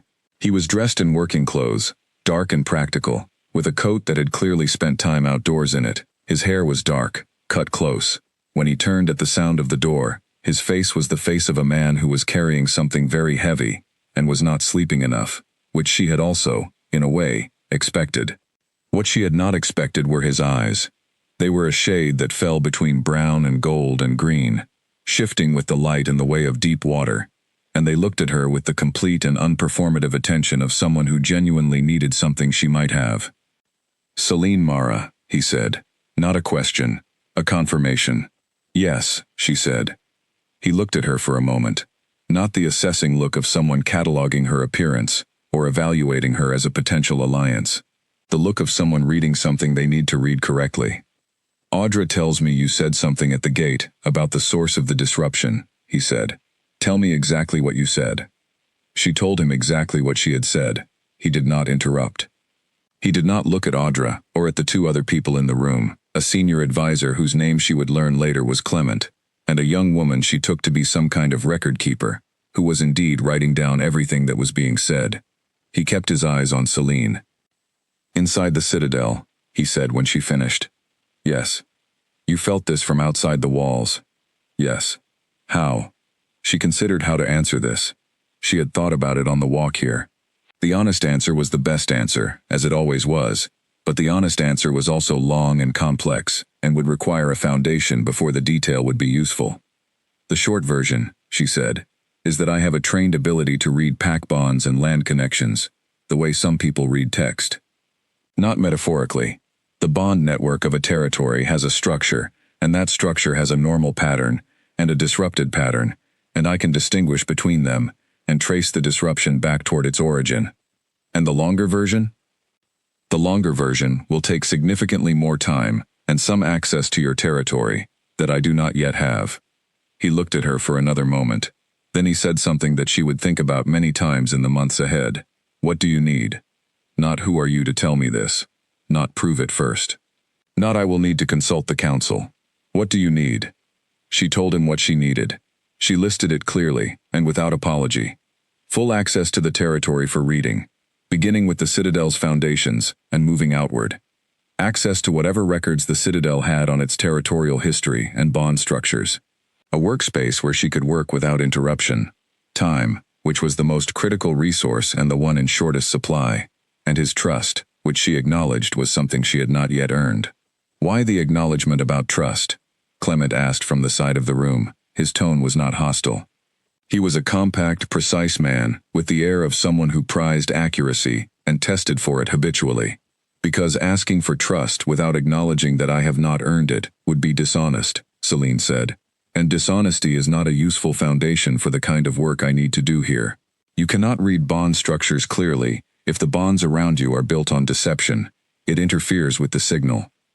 Darian, who had been watching this exchange, said to Clement, "Give her what she needs." Clement was quiet for a moment. Then, "Of course." What followed was the most intensive 2 days of assessment Celine had experienced since Marin's hardest training sessions. She was given the workspace she asked for, a room in the Citadel's lower levels, close to the foundation stone, where the bond structure was oldest and deepest, and therefore most readable. She was given access to the territory records, which were extensive and, she was relieved to find, largely accurate, kept by a series of diligent record keepers over the centuries with the kind of rigor that made her work easier. She was given a guide, a young man named Perry, who knew every section of the Citadel and its immediate surrounding territory, and could take her exactly where she needed to go, without wasted time. She barely slept. She ate what was brought to her, which was good food, properly prepared, in a quantity she had not had access to in 3 years, and felt the peculiar combination of gratitude and distraction that comes when your body receives something it needed, while your mind is completely occupied elsewhere. She mapped the disruption points on the second morning, 8 of them, placed with a precision that confirmed everything she had suspected at the gate. This was done by someone with real knowledge of bond structures. Someone who understood not just that bonds existed, but how they connected to each other, which nodes in the network were load-bearing, which connections, if severed, would create cascading damage in the sections around them. The disruption was elegant, in the worst possible way. It was the work of someone who had studied the system carefully before touching it. On the afternoon of the second day, she asked to see Darian. He came to her workspace rather than summoning her upward, which told her something. He looked at the materials she had spread across the table, the maps, the transcribed wall markings from the sanctuary, the bark paper notes she had been making since her arrival, and said nothing for a moment. "Tell me what you found," he said. She told him everything. She laid it out with the same directness she had used in every conversation with him so far. Not softened, not managed for palatability. Simply true. The 8 disruption points. Their placement. What it meant that they were placed as they were. The timeline, which she revised slightly upward from her estimate at the gate. Closer to 3 weeks now than 4 to 6. The conclusion about the source, and why she was more certain of it than she had been when she arrived. This was done by someone inside the Citadel, with direct access to the bond network, she said. It was done over an extended period, which means it was not a one-time infiltration. This is ongoing, and it requires someone with enough knowledge of bond structure to be precise about which connections to target. She paused. Not many people have that knowledge. The people who do are either on your council, or in close proximity to it. He was very still. It was a particular kind of stillness she was coming to recognize in him. The stillness of a person who is receiving information that confirms something they already suspected, and are choosing to feel the full weight of it, rather than deflecting it. "I had wondered," he said quietly. "You suspected someone inside. I had no evidence. I had a feeling I did not know how to verify." He looked at her. "You can verify it. I can trace the disruption backward through the bond network and identify where it originates. It will take time, and it will require me to go deeper into the network than I have gone so far." She met his eyes. "It will also be visible to whoever is doing this. When I get close enough to the source, they will feel the approach, which means they may act." "Which means they may act," she agreed. "So we should be prepared for that." He looked at her for a long moment.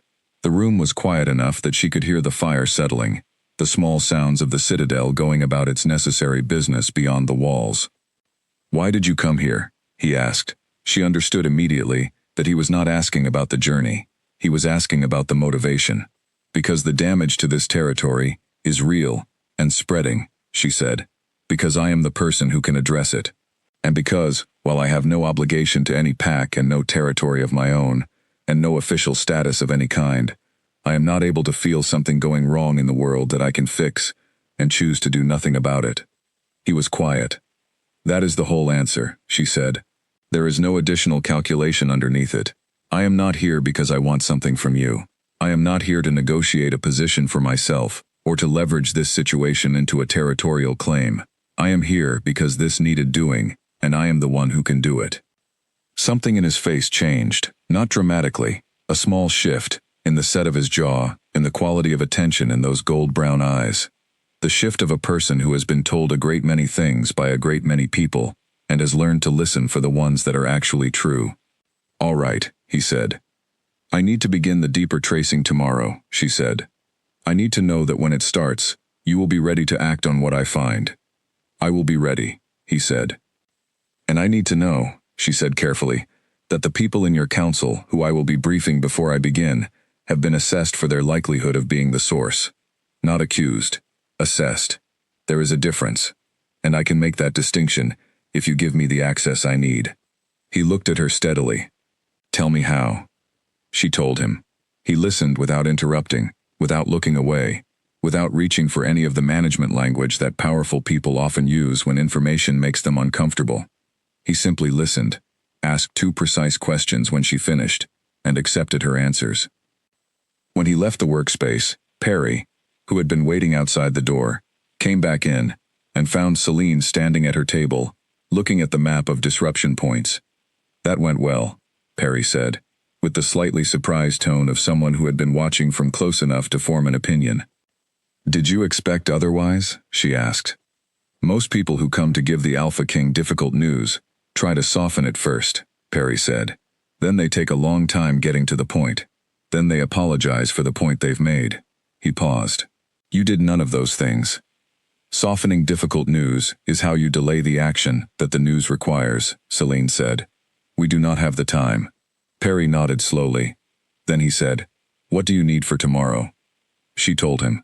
He wrote it down carefully and went to arrange it. She sat at the table for a moment after he was gone, alone with the maps and the disruption points and the feeling of the Citadel's bond network all around her, sick in its deliberate, precise way, waiting for her. She pressed her palm flat against the stone floor. The foundation stone of the Iron Throne was very old and very deep, and even through the damage, she could feel its original strength, the genuine and significant power of a territory that had been well held for a very long time. It was not gone. It was buried under what had been done to it. She thought of the fox she had freed in the forest, on the morning she had first understood her gift, the way it had run without looking back, the way it had simply gone when the thing holding it was removed. She was going to find what was holding this territory, and then she was going to remove it. The morning of the deep trace began before dawn. Celine had arranged it that way deliberately. The hours before sunrise were the quietest in the Citadel, when the cycle of watch changes meant there was a brief window of reduced movement, fewer people passing through the corridors, fewer bond interactions to generate the low-level noise that made precise reading more difficult. She needed clean signal. She needed the bond network to be as still as possible while she moved through it. Perry had done everything she asked with impressive efficiency. The materials were prepared. The 2 sections of the Citadel's lower levels that she had identified as optimal starting points for the trace were clear of non-essential personnel. The small team of senior staff that Darien had designated to receive her findings were briefed on the process and on what they would need to do when she gave them a name. That last part had been a significant conversation. She had sat with Darien and Clement the previous evening and explained what the tracing would produce: a location and a bond signature, effectively a fingerprint of whoever had been touching the network at the disruption points. The bond signature would match an individual, and the match would be verifiable, not by her alone but by any of the Citadel's senior figures, who could be taught to look for the specific pattern she would show them. She was not asking them to take her word for it. She was asking them to follow a process that would produce evidence. Clement had been thorough in his questions about the process, not hostile but rigorous, and she had been glad of it. Rigor was appropriate here. She would have been more concerned if they had accepted her description without scrutiny. Darien had said very little during that meeting. He was present and attentive in the way she had already come to recognize as his characteristic mode, fully there without performing the fullness. At the end, when Clement was satisfied with her answers, Darien had looked at her and said, simply, "When you find the name, tell me directly. Before the council, before anyone else. Me first." She had agreed. It was a reasonable request. The name, when it came, was going to create a significant situation, and giving the Alpha King a moment to absorb it before it became a public matter was not a manipulation, it was a courtesy. She began the trace at the first light of dawn, kneeling on the stone floor of the Citadel's foundation room, with both palms flat against the ground. This was the oldest part of the building, the stone that had been laid at the original founding of the Iron Throne's seat, and she could feel the centuries in it the way you can feel age in a very old tree.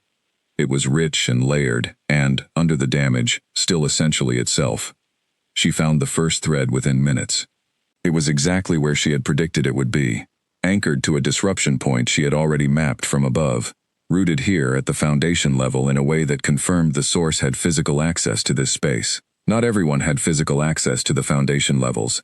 That alone narrowed the field significantly. She followed the thread.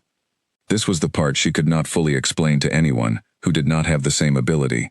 The way she navigated the bond network was not like following a path on a map. It was more like listening to something played very softly and adjusting her own frequency to hear it more clearly, moving toward the clearest signal, the most resonant point of contact. She moved slowly, not physically. She was still kneeling with her palms on the stone, but her awareness moved through the network in the way that trained shaman ability worked. The technique Maren had spent months teaching her, the one that had taken the longest to master, and that, once mastered, felt as natural as her own breath. The thread led upward, through layers of foundation stone, through the construction above it, through the citadel's organized bond structure, which she could feel around her like a great and beautiful architecture, being taken apart from the inside by someone who understood its design. She followed without rushing. Speed would create noise. Noise would alert the source. She was perhaps 2/3 of the way through the trace, 2 hours into the process, when something changed. It was a subtle change, easy to miss, the kind of change that would have missed her a year ago and been barely perceptible even 6 months ago. The network around her shifted slightly, the way a room shifts when someone in it becomes aware of you and stiffens, nearly imperceptibly, without moving. The disruption threads that she had been following went very slightly quieter, pulled back, the way a hand is pulled back before anyone sees what it was reaching for. Someone had felt her approach. She did not stop. She knew that stopping would be more revealing than continuing. She maintained her pace, her same careful frequency, and kept following the thread, while simultaneously reaching out with a different part of her attention, a broader, less focused attention, to feel where the awareness was coming from. It was above her, high in the citadel, in a section of the building she had not yet been to, where the senior council kept their offices and private quarters.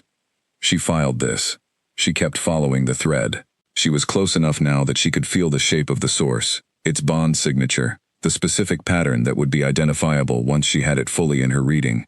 She needed perhaps another 20 minutes. The disruption moved. Not much, not in a way that would be visible to anyone not specifically watching for it, but it moved, redistributing pressure from one thread to another, and she felt it the way you feel someone shifting their weight to the other foot, a small thing that means they are preparing for something. She had 15 minutes. Maybe less. She pushed her awareness forward and let the careful pace go, moving faster through the network now, no longer worried about noise because the source already knew she was there. Speed was better than stealth at this point.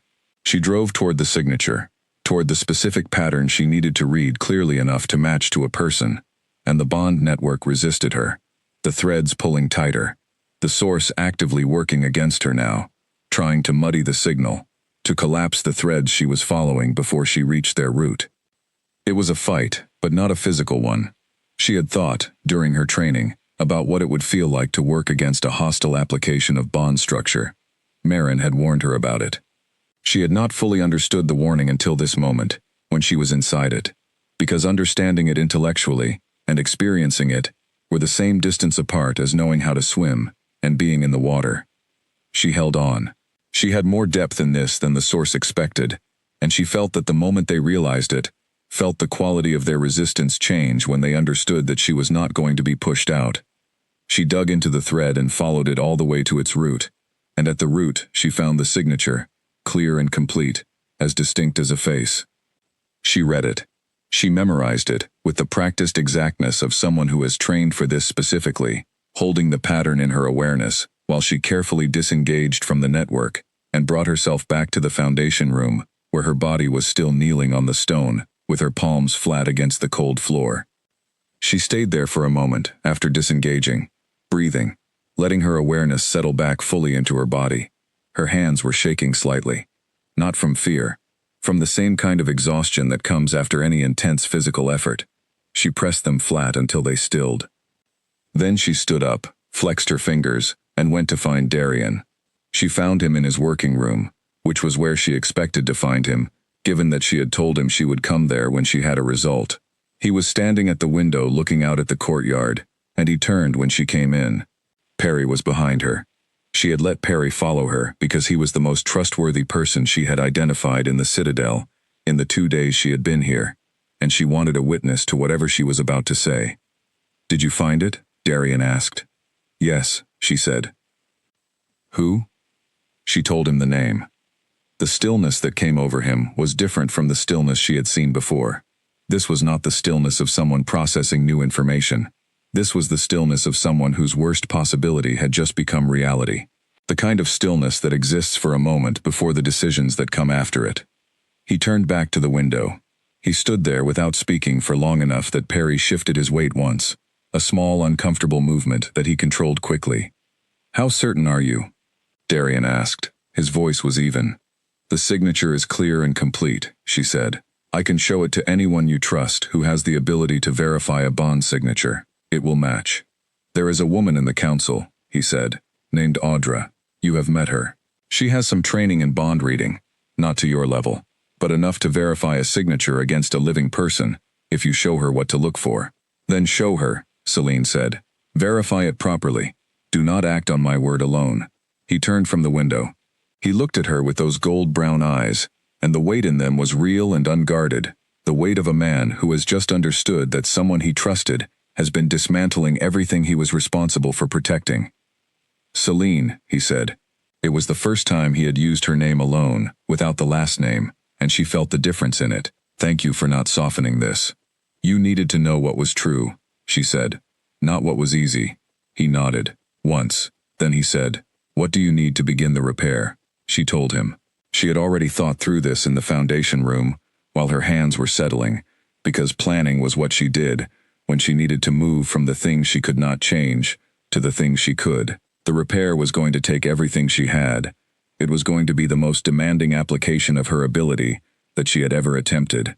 The disruption points were 8 in number, and they were interconnected in ways that meant she could not simply address them in sequence. She would have to hold several of them in her awareness simultaneously while working on each one, like holding a complicated structure stable while replacing its load-bearing components one at a time.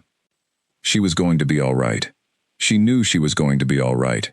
Not because she was certain of the outcome, but because she had done the work to be here, had spent 3 years building the capacity that this moment required, and she was not going to fall short of it. While she was explaining to Darian what the repair would require, something happened that she had been half expecting since the moment she identified the source in the network. A messenger arrived at the door. Perry intercepted him.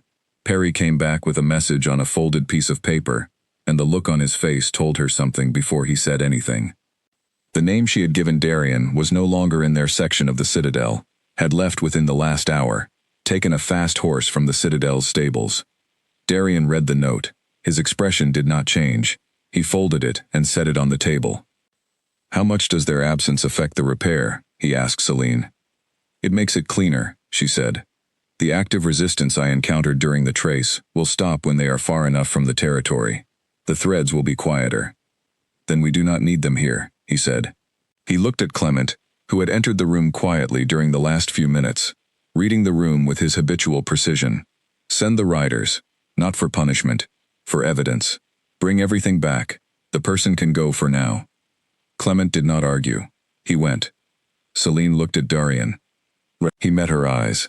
"You are thinking," he said, "that this is not over. The disruption points still need repairing," she said. "And whoever was funding this work, because no one does this kind of precise and sustained damage without resources and motivation, they are still out there. One problem at a time," he said. There was something in his voice that was not defeat, more like the acknowledgement of a person who has learned to take things in the order they can actually be addressed. "One problem at a time," she agreed. The Citadel beyond the window went on with its necessary business, ordinary and urgent at once, the way the world's business always is. Somewhere in the territory outside its walls, the bond network was waiting, damaged and retrievable, holding its breath. She was going to fix it. She put both hands flat on the table, steadying herself, and began. She had repaired damaged things before. She had mended wounds in the healing rooms of Ashvale, had coaxed split skin back together with careful hands and the right materials, had watched the body's own processes take over once the interference was removed, and the conditions were right. She had repaired the sanctuary in the forest, had reinforced walls that age had weakened, had cleared the vine that was consuming what remained of a structure that was worth preserving. She had repaired the community she had built in the wilderness, had addressed its small conflicts and its gaps, and its moments of friction, with the steady, unglamorous attention that actual functioning communities require. This was different in scale. It was the same in principle. She had explained to Darian the night before she began the full repair what would be required, and he had listened in the way she had come to expect from him, completely and without interruption, asking his 2 or 3 precise questions at the end. What he had not done, which she had half expected and was grateful he had not done, was try to help in a way that would have interfered. He understood, clearly and without her having to explain it, that this was her work, that his job in relation to it was to create the conditions in which she could do it, and then step back. The people who provided those conditions were efficient and respectful. She was given the foundation room for the duration of the repair. Food and water were delivered at intervals she had specified. Perry checked on her at the intervals she had specified. No one else entered unless she requested it. The Citadel's bond network was, to the extent possible, kept as quiet as could be managed, which meant certain meetings were postponed, and certain normal activities were reduced, a significant imposition on a large and active community that everyone complied with without visible complaint. She began with the disruption point that was least central to the network's load-bearing structure, not because it was the easiest, but because it gave her the most information with the least risk. Every repair taught her something about the disruption's technique. Every thread she followed back and restored gave her a clearer picture of how the whole damage had been constructed, which made each subsequent repair more precise. The first repair took 4 hours. When it was complete, she rested for 30 minutes, ate, drank water, and began the second. The second was harder and took longer. The disruption here was more deeply embedded, had been in place longer, and had formed connections with adjacent threads in the network that had to be carefully separated before the damage itself could be addressed. She made 2 errors, felt them immediately in the way the network reacted to her missteps, corrected both without losing the broader work. She was not flawless. She had not expected to be. She was competent enough to catch her mistakes quickly, which was what mattered. By the end of the first day, she had repaired 3 of the 8 disruption points. She was exhausted, in a way that was not quite physical and not quite mental. A whole-body exhaustion that came from sustained, intense effort at this particular level of ability. She ate dinner, which Perry brought without being asked, and slept for 8 hours, which she had scheduled for herself the night before, because she had known it would be necessary, and she had learned, in 3 years of building her own life on her own terms, to give herself what she needed without guilt. She woke before dawn on the second day. The 3 repaired sections of the network felt clean and settled when she reached for them, the way a properly healed wound feels when you check it.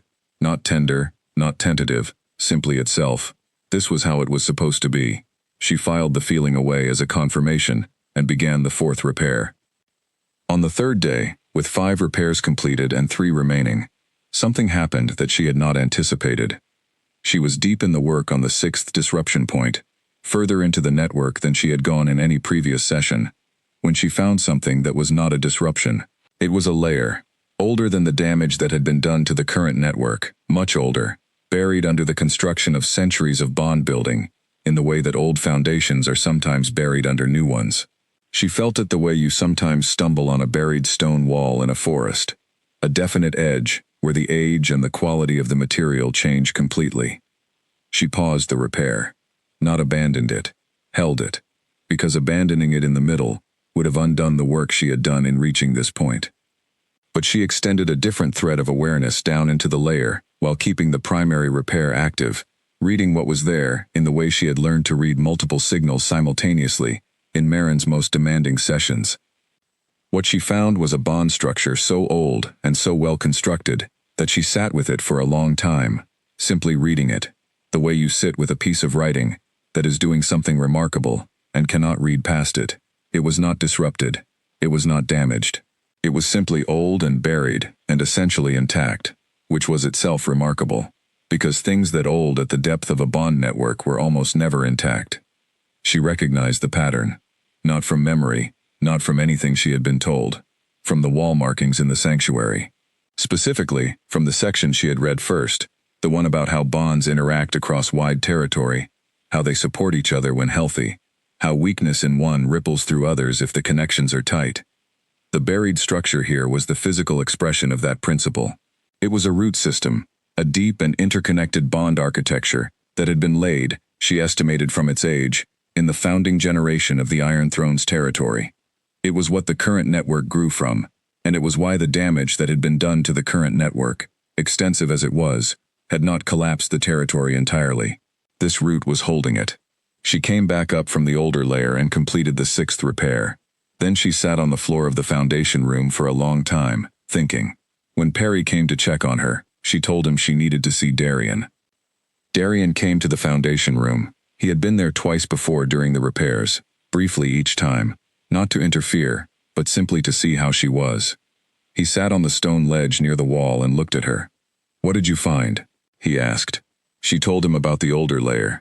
She explained it as clearly as she could, which required using some of the wall marking patterns as reference, and he followed her explanation, with the same complete attention he brought to everything. She told him that the original founders of the Iron Throne's territory had understood something about bond construction that the current generation had not been taught and might not have known existed, that the original work was extraordinary, that it was what was keeping the territory coherent, despite the damage that had been done.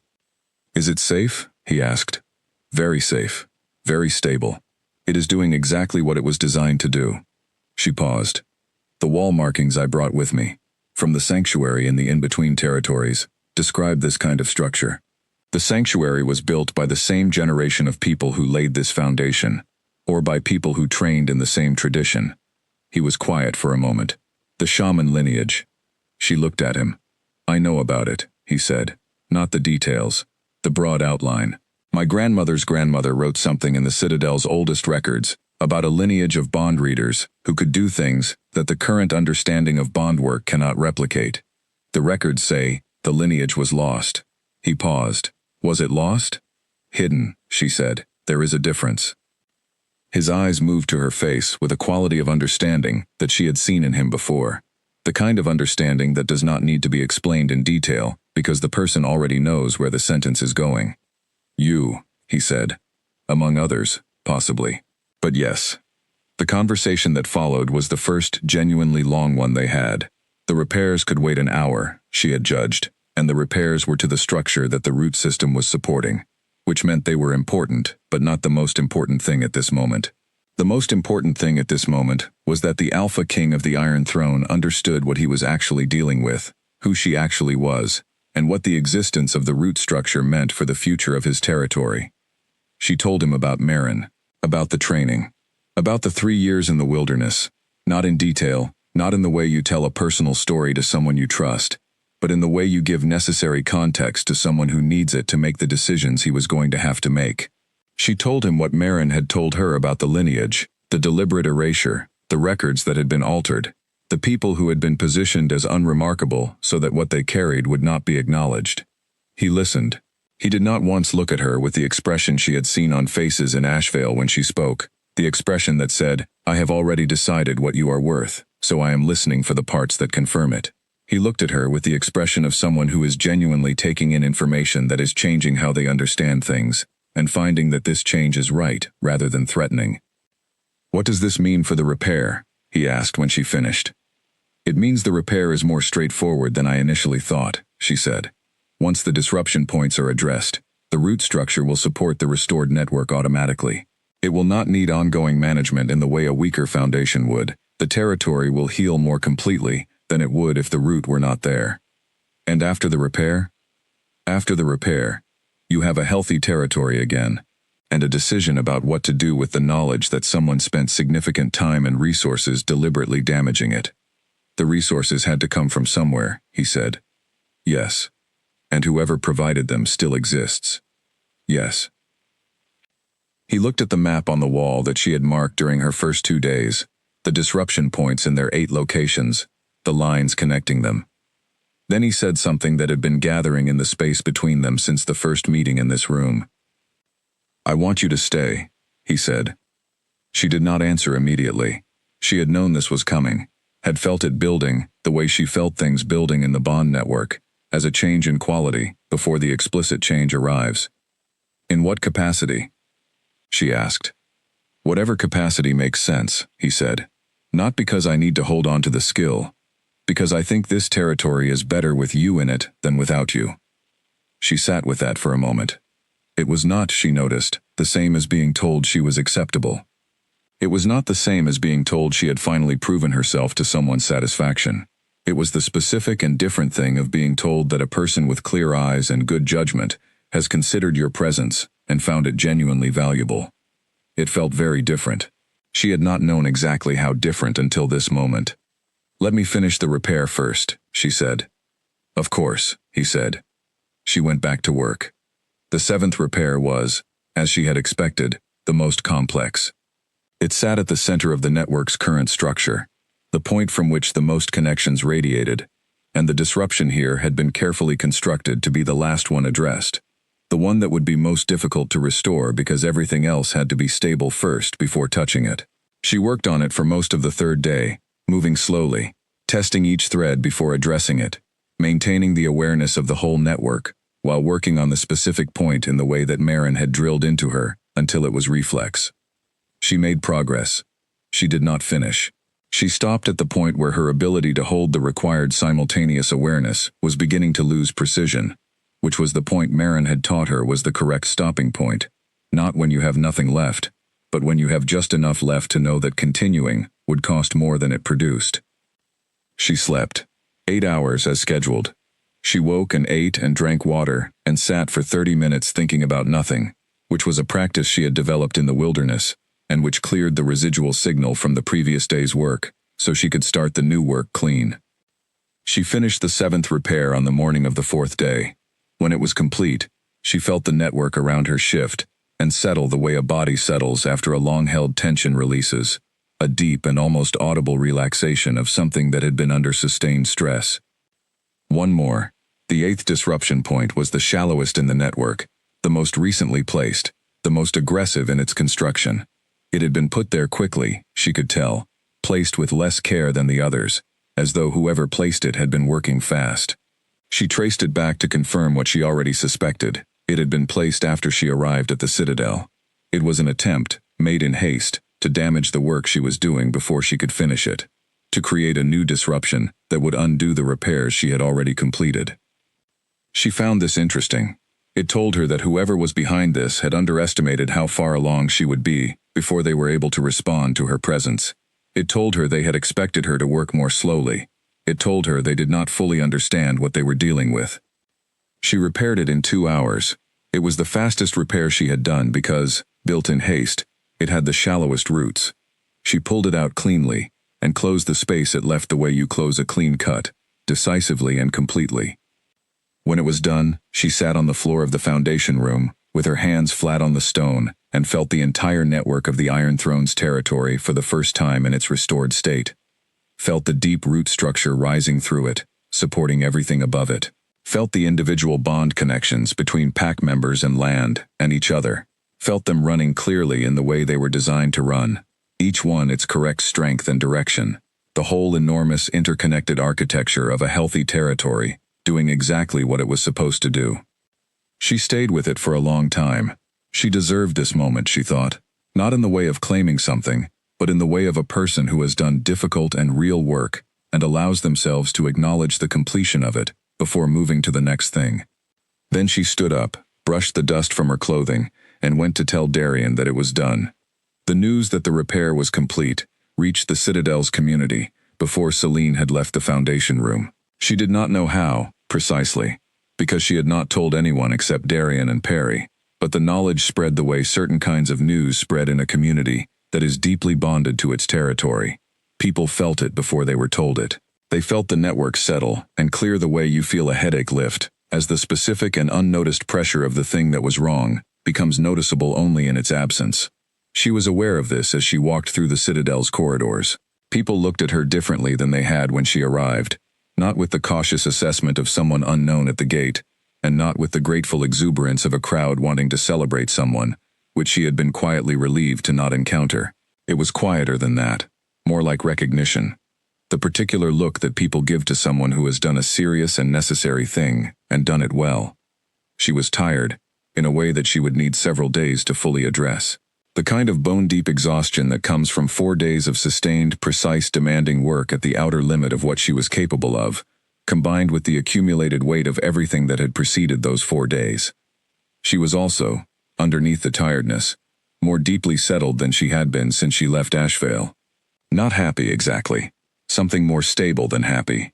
The specific groundedness of someone who has done what they came to do.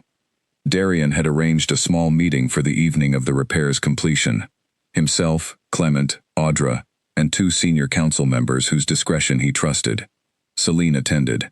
She gave a clear and precise account of what she had done and what she had found, including the older bond layer at the foundation, which created a significant amount of quiet discussion among the council members. Questions she answered as thoroughly as she could.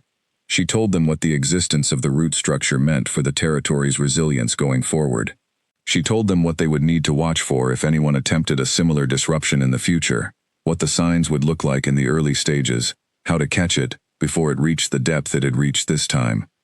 Clement asked whether it would be possible to train someone within the Citadel to do what she had done. She told him honestly that the training was extensive, and the baseline ability required was not something that could be manufactured. It was something a person either had or did not, but that she could teach enough of the observational component, the reading, rather than the active repair work, for someone with appropriate sensitivity to serve as an early warning system. Clement wrote this down carefully. Audra asked about the person who had fled. Darian answered that question rather than Celine, which was correct, because it was now a political and operational matter, rather than a bond work matter, and the distinction mattered. The person who had fled was the one whose name Celine had given Darian after the trace, a senior council advisor named Gareth Collins, a man of middle years who had been part of the Iron Throne's council for over a decade, and who had, apparently, been approached several years ago by interests outside the territory, who had slowly and carefully turned his access into a tool for the damage that Celine had spent 4 days repairing. The riders Clement had sent had found him before he reached the territory's outer border. He was being held and would be questioned. What would emerge from the questioning would take time, but it would eventually clarify who had commissioned the disruption and what they had hoped to achieve. This part of the evening's meeting was the part Celine paid least attention to. Not because it was unimportant, it was critically important, but because it was not her part. She had done her part. What came next, the investigation, the political response, the decisions about how to address the parties outside the territory who had arranged this, those were matters for the Alpha King and his council. She was not a member of the council. She had no claim to those decisions. What she was increasingly clear on, was herself.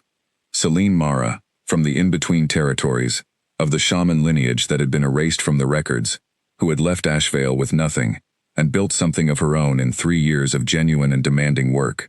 She was not a council member. She was not a subordinate. She was a person of specific and valuable capacity, who had chosen to come here and do something necessary, and had done it. What she was going to be next was, as of this evening, a question that was genuinely open. After the meeting, Darian walked with her to the corridor outside the meeting room.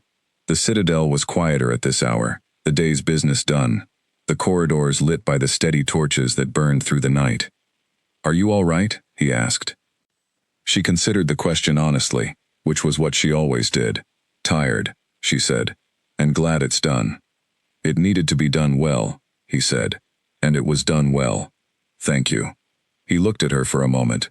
There was something in his face that she had been noticing for several days, something that was not the strategic assessment of an Alpha King evaluating a resource, and not the gratitude of someone who has been helped out of a significant problem, but something more ordinary and more significant than either of those things.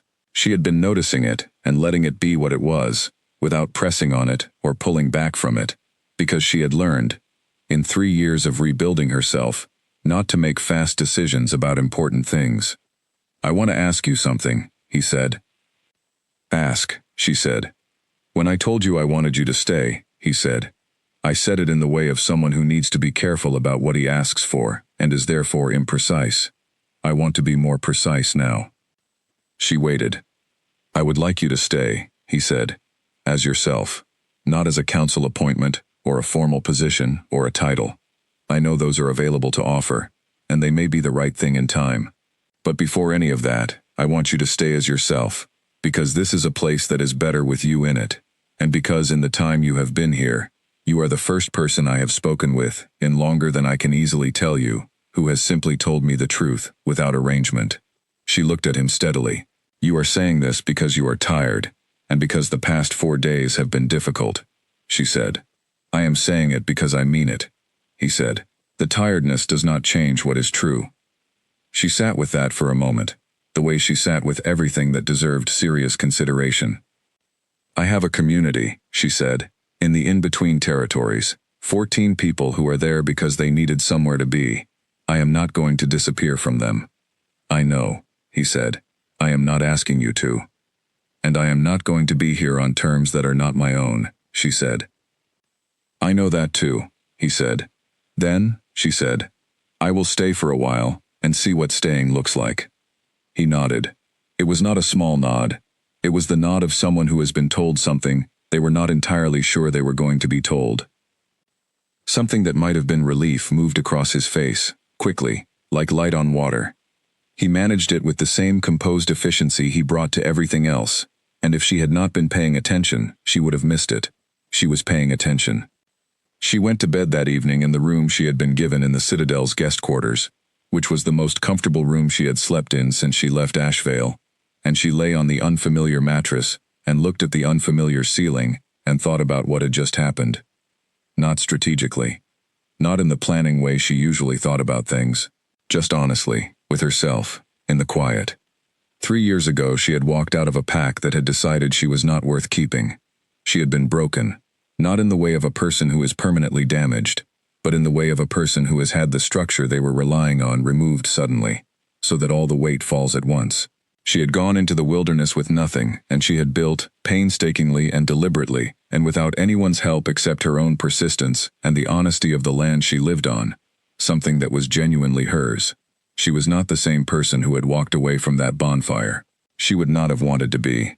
The person who had walked away from that bonfire was someone who did not yet know her own capacity, did not yet know what she carried, or what she was capable of, had measured herself only by the standards of people who had an interest in measuring her small. She did not measure herself that way anymore. She measured herself by what she could do, and what she had done, and whether she was being honest about both. She had done something real and significant here, not because she had needed to prove something to anyone, because it had needed doing and she was the one who could do it, and those two facts together were, she had come to believe, the only justification that was ever actually necessary. Somewhere in the Citadel, the bond network of the Iron Throne's territory was running clean and clear and deep, the way it was supposed to run, the centuries-old root structure supporting everything above it, the repaired connections carrying their correct weight, the whole architecture breathing the way healthy things breathe. She had done that. She had arrived here as a stranger from the border territories, with no title, and no official standing, and no claim on anyone's trust, and she had done that. She was 25 years old. She had come a very long way from the eastern fence of Ashvale, in the dark hours before dawn, with her father's canvas bag on her back and a note in her inside pocket that said, "You are more than this place ever knew how to hold." She closed her eyes and slept well. The Citadel held its bonds clean around her. The night was clear. The morning after the repair was complete, Celine wrote a letter to Finn. She sat at the small desk in her guest room in the early light and wrote it on proper paper. The first time in 3 years she had written anything on actual paper rather than stripped birch bark, and the strangeness of this was not unpleasant. She wrote clearly and directly, the way she always communicated with the people she trusted, without managing for effect or softening what needed to be said plainly. She told him where she was and what she had done. She told him that she was going to stay at the Iron Throne's Citadel for a period, the length of which was not yet determined but would likely be significant. She told him that she trusted him to hold things at the sanctuary, that Petra would manage the organizational work as she always did, that Walter and Hugh between them had the practical maintenance well in hand. She told him that she was not abandoning anything. She was extending. There was a difference, and she was confident he would understand it. She also told him about what she had found in the root structure of the Citadel's foundation. Not in technical detail, but enough for him to understand its significance. The work done by the original bond builders was real and present and intact. And it was the same tradition as the wall markings in the sanctuary, which meant the sanctuary was not simply an abandoned shelter, but a remaining piece of a much larger tradition that had been deliberately obscured. She sealed the letter and sent it with a rider heading south, one that Darian had arranged without her needing to ask when she mentioned she needed to send a message to the in-between territories. The days that followed the repair were different from the days that preceded it in ways she had not fully anticipated. She had expected the intensity of the work and the tension of the investigation to give way to a quieter period, which it did. What she had not expected was what the quieter period would feel like, or how quickly she would find her place in it. She was not idle. There was a great deal to do, and she found herself drawn into much of it not because she was asked in the formal way of someone being given assignments, but in the organic way that happens when a community recognizes that a person is genuinely capable and consistently useful. Clement came to her twice in the first week after the repair, with questions about specific aspects of the bond network that he needed to understand for the investigation. She answered them clearly and completely. Audra consulted her about the training program she had suggested during the meeting, the teaching of basic bond observation to appropriate members of the Citadel's staff, and they began the first sessions together, with Audra as both co-teacher and first student, which suited Audra's direct and competent nature well. She asked Darian for access to the Citadel's historical records, specifically the oldest ones, the ones from the founding generation, that had not been touched or reorganized since they were first written. He gave it to her immediately. She spent long mornings in the records room, reading documents that were centuries old, cross-referencing what she found with the wall markings she had transcribed from the sanctuary, building a picture of the original bond-building tradition that had created both the sanctuary and the root structure she had found at the Citadel's foundation. What she found was significant enough that she would eventually spend years properly documenting it. In these first weeks, she was simply reading, absorbing, building understanding. But even in those first weeks, it was clear that the history of bond work was substantially different from what had been taught and remembered.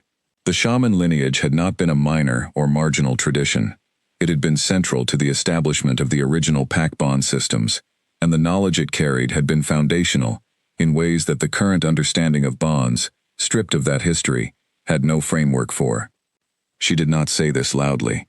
She said it to Darian when he asked what she was finding in the records, and she said it to Marin in the quiet way she sometimes still spoke to Marin in her own thoughts, and she said it in the careful and precise notes she kept on the material she was reading. The full weight of what this history meant for how pack bonds were understood and managed was not something that could be absorbed quickly. It would take time. It would take people willing to revise what they had believed to be settled. That was never a fast process. In the third week after the repair, a delegation arrived from the Ashvale pack. She had not thought about Ashvale deliberately in a long time. It had been there, the way things from your past are always there, accessible if you turn toward them, not intrusive when you do not.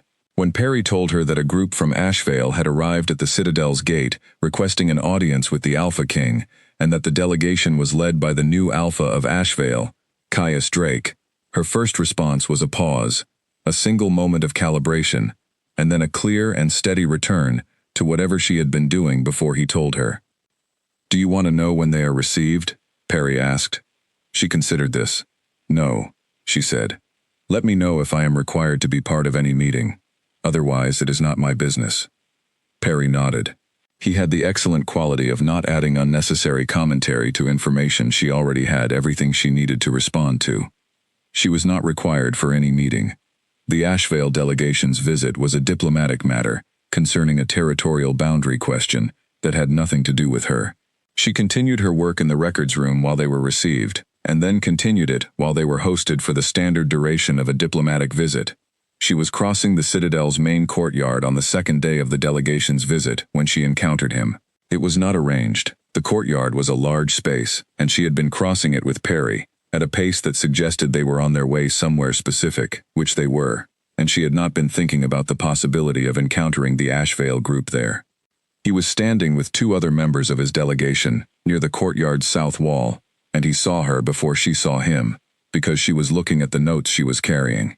She looked up at Perry's slight shift in pace beside her, the small adjustment of someone who has seen something and is waiting to take cues. She looked across the courtyard. Caius Drake had changed in 3 years. He was broader through the chest than she remembered, and the ease of youth that had always been one of his most visible qualities, the comfortable certainty of someone who had always been exactly where power expected him to be, had been replaced by something more settled and less open. He looked, she thought, like the alpha of a pack. That was what he had become, and it showed. He was looking at her. The moment in which he recognized her was visible in his face, and what happened there was complex enough that she did not try to read it precisely. She recognized grief. She recognized the specific discomfort of a person confronting something they had done that they had not fully processed. She recognized, at the bottom of it, something that looked very much like the recognition of a mistake that is now permanent. She looked at him steadily for a moment, then she nodded. Not coldly, not warmly, accurately. The nod of someone who has seen another person and acknowledged seeing them and is continuing on their way. She continued on her way. Perry matched her pace exactly and said nothing, which was exactly right. The Ashvale delegation left the following morning. She did not see Caius again. She was not in the main hall for their departure. She was in the records room, with a document from the Citadel's founding century that contained a passage she needed to read 3 times before she was satisfied she understood it correctly. What she felt, when she allowed herself to attend to what she felt, was not the grief she had carried in the forest.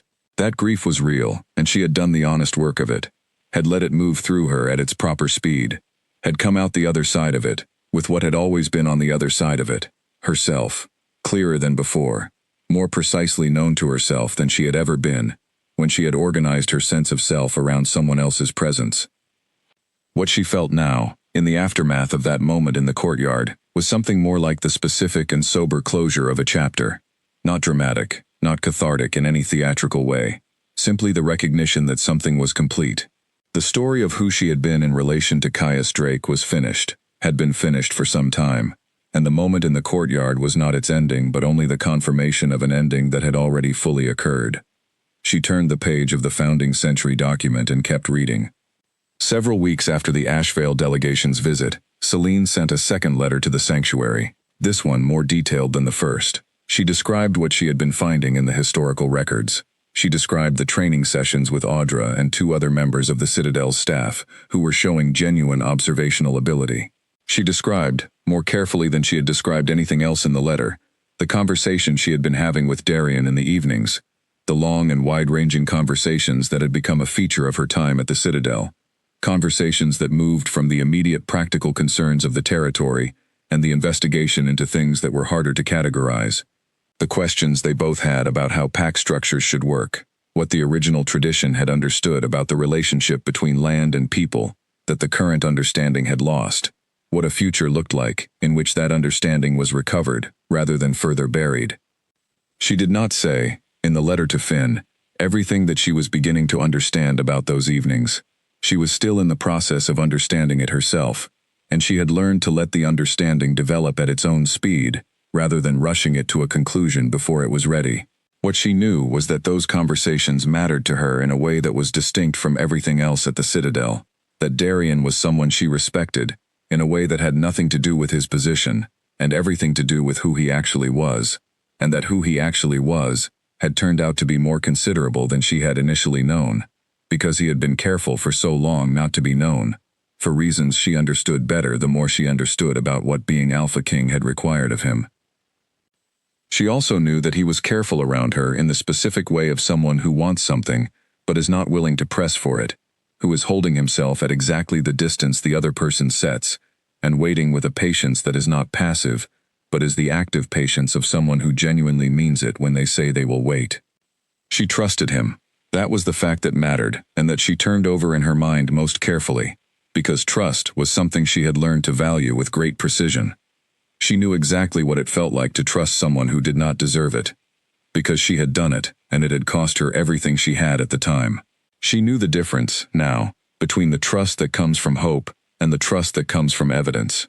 What she had with Darian was built on evidence, on 4 weeks of watching how he handled difficult information, difficult situations, difficult decisions, on the way he treated the people who worked around him, not with performance but with consistent, practical regard, on the fact that he had never once tried to manage her or shape her into a form more convenient for him, on the fact that when she told him something was true, he did not look for the version of the truth that would be easier to receive. Finn's reply arrived 2 weeks after she sent the second letter. It was typically brief. The community was fine. Walter had repaired the north wall of the sanctuary. Nell's plant knowledge had expanded in a direction that was producing genuinely useful results. Petra had implemented a new organizational system that everyone was following because it was objectively better than what they had been doing. And no one was going to admit how much better it was, because that was simply how Petra's systems always went. At the bottom, in Finn's particular spare handwriting, "You sound different. Better. Stay as long as it's right." She folded the letter and kept it in the inside pocket where she had kept her father's note since the morning she left Ashvale. The pocket where she kept things that were true. The formal offer came from Darian on a cold morning in early winter, about 6 weeks after the repair's completion. He made it in the working room where they had first spoken, which was where they met for most of the important conversations, as though the room had established itself as the right container for serious things. He did not make it the way an Alpha King makes an official appointment. He made it the way a person makes a genuine offer to another person, clearly and specifically, and with the acknowledgement that she might decline. He was offering her a formal role at the Iron Throne, not a council position, not a subordinate title, but a position of specific function, responsibility for the Bond network's health and ongoing monitoring, with the authority to train others in the observational work, to access the historical records without restriction, and to come and go from the territory as her other responsibilities required. "The authority to come and go is not a formality," he said. "The community in the in-between territories is yours, and they need to be able to reach you." "I know it is not a formality," she said. "You have never offered me formalities." He looked at her steadily. "There is something else I want to say," he said. "Say it," she said. "The formal offer is separate from this," he said carefully. "The position exists regardless of what I am about to say, and you should know that before I say it. It is not contingent. It is offered on its own terms." "I understand," she said. "I would like," he said, "to know if what I believe is happening between us is actually happening between us." The room was quiet. Outside the long windows, the Citadel's courtyard was bright with winter light, the kind of clear cold light that makes everything look very precise and very real. She looked at him for a moment. He met her eyes without looking away, without the performance of patience, just the genuine and unprotected thing of someone who has asked a serious question and is waiting honestly for the answer. "It is," she said. Something in him settled, in the specific way of something that has been held carefully for a long time and is being allowed, at last, to simply be. They stayed in the same room for a long time after that, talking about the things they always talked about, the territory, and the history, and the work ahead, and the questions that neither of them had finished answering. The conversation was the same as it always was, and at the same time it was entirely different, because the thing that had been true without being spoken was now spoken, and spoken things have a different quality in the air than unspoken ones. She accepted the formal position. She wrote to her father. Owen Mara's reply came 3 weeks later, carried by a rider she recognized as one of Petra's organizational innovations, a reliable message route between the sanctuary and Ashvale and points south that Petra had established because she believed in systems that made contact easier. Owen's letter was short. His letters were always short. He did not waste words, which was why every word he wrote meant something specific. It said, "I always knew the space would find you. I am glad you let it." She sat with that letter for a long time. Then she went back to work. The territory of the Iron Throne healed through the winter. She watched it from the inside, feeling its recovery in the Bond network the way you watch a person recover from a long illness, in the gradual return of color and energy, and the look of something that is remembering its own strength. By the time the first spring rains arrived, the network was more than recovered. It was, in certain sections where the root structure's support was strongest, better than it had been in generations. This was noticed, not just within the Iron Throne's territory.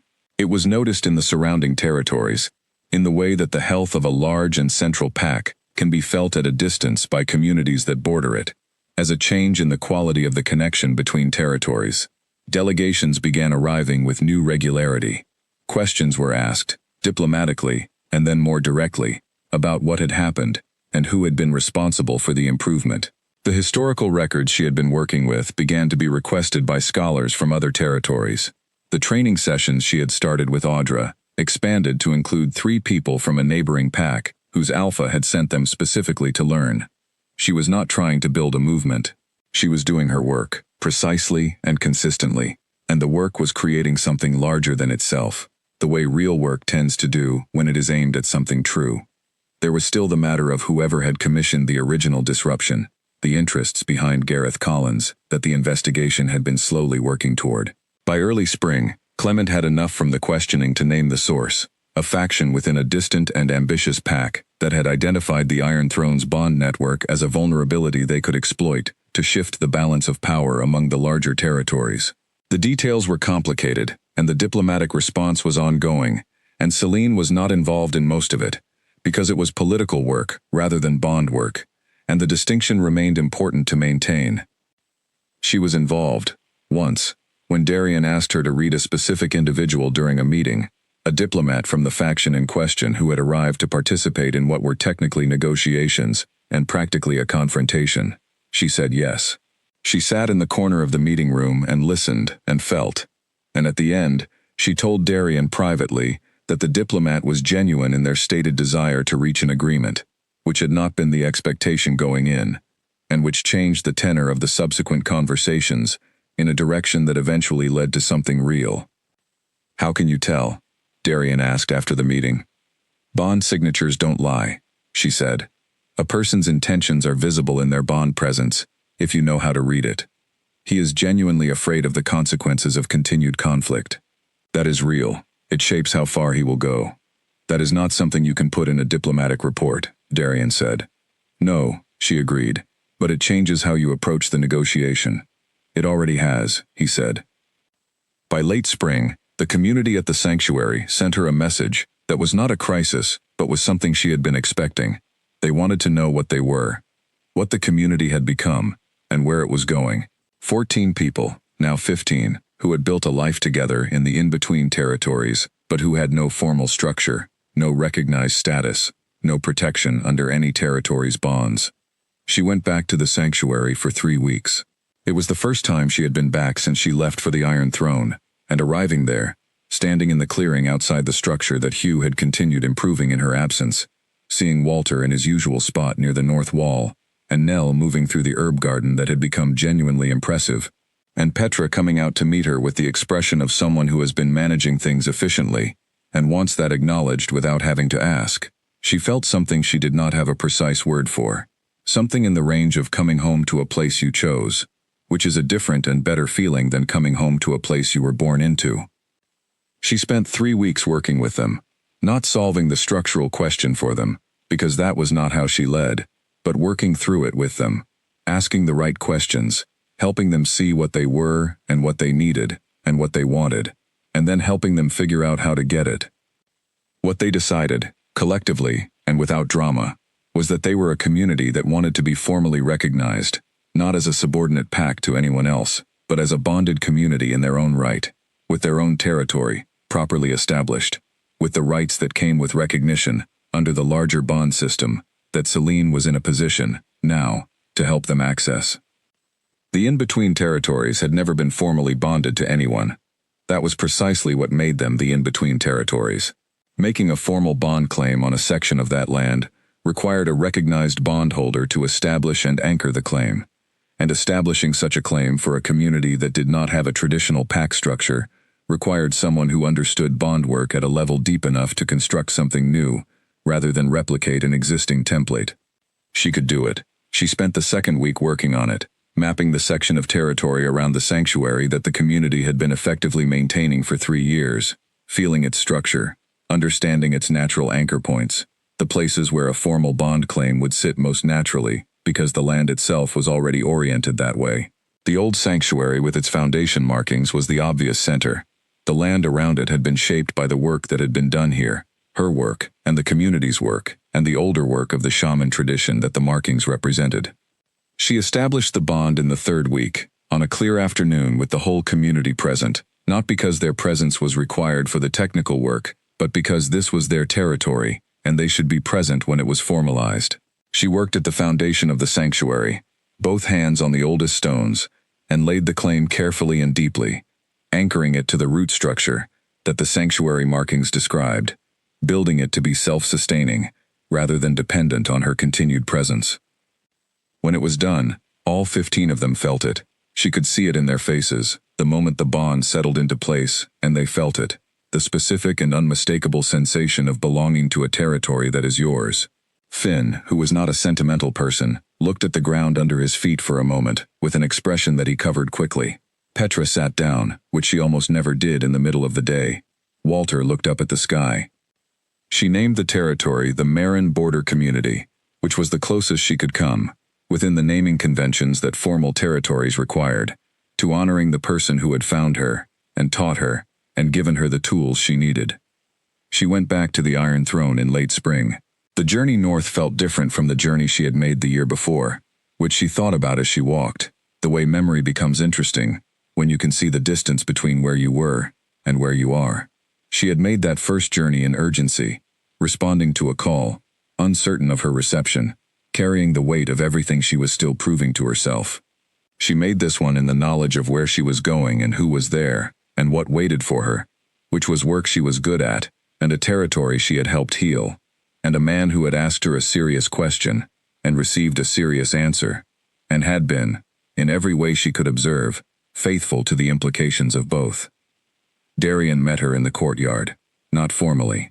He simply came out when Perry told him she had arrived, and they walked inside together, and he told her what had happened in the 3 weeks she had been gone, and she told him what she had done at the sanctuary, and they talked through the gate and across the courtyard, and into the citadel and down the hall to the working room, where they always ended up, and it was ordinary, in the best way that anything can be ordinary, in the way of two people who have found their particular rhythm together.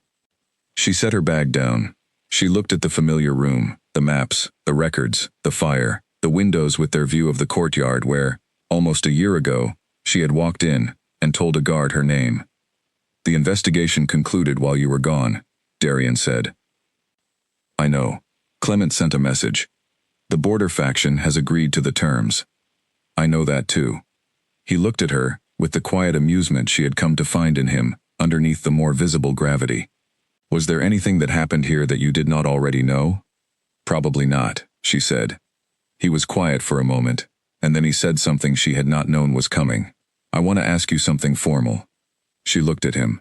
"Not now," he said. "Not today. There are things that need to be in place first, things that I am working on that will take some more time. But I want you to know that I intend to ask, so that you can think about it honestly, without the pressure of the moment." She studied his face for a moment. She did not need to ask what he was referring to. She knew. The bond they had been building, between two specific people who had both chosen it with full awareness of what choosing meant, had been growing into something that had an obvious and serious next question attached to it. She had known the question was coming. She had been thinking about it honestly, in the way he was asking her to, for some time. "I know you intend to ask," she said. "I have been thinking about it." And I am still thinking," she said. "I will tell you when I am finished." "I know," he said. "You are not worried?" she asked. He considered this. "No," he said. "You have been honest with me about everything else. I trust that you will be honest about this." She thought about what trust had meant, at 22, in Ashevale. How she had given it completely and unconditionally, and how it had been held carelessly by someone who did not understand its weight. She thought about what trust meant now, at 25, in a room with a man who had handled every difficult and true thing she had given him, with the care of someone who understood exactly what it weighed. The difference was not small. The difference was everything. There are seasons in a person's life that cannot be properly described from inside them, because their full shape only becomes visible from the other side. Celine had learned this in the forest, in the long months after she left Ashevale, when the grief and the rebuilding had been indistinguishable from each other, and she had not known, while she was inside it, whether she was falling apart or growing. She had only known which one it was when she had come through it. The year that followed the repair of the Iron Throne's bond network was like this. She was inside it, doing the work of it, living each day with the full attention that the day required, and she could not see its shape from inside it. She could only see, later, that it had been the year in which she stopped becoming something and began simply being it. The work continued. The historical records continued to yield material that changed how she understood the tradition she had been born into and trained toward.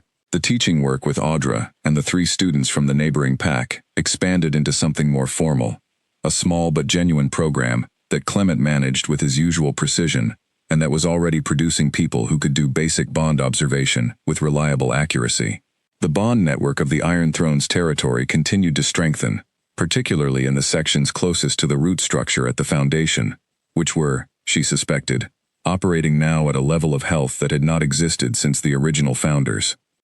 She traveled back and forth between the Citadel and the Marin border community several times over the course of the year, each journey a kind of recalibration, a reminder that she was not one thing in one place, but many things in many places simultaneously, which was not, she had decided, a problem to be solved.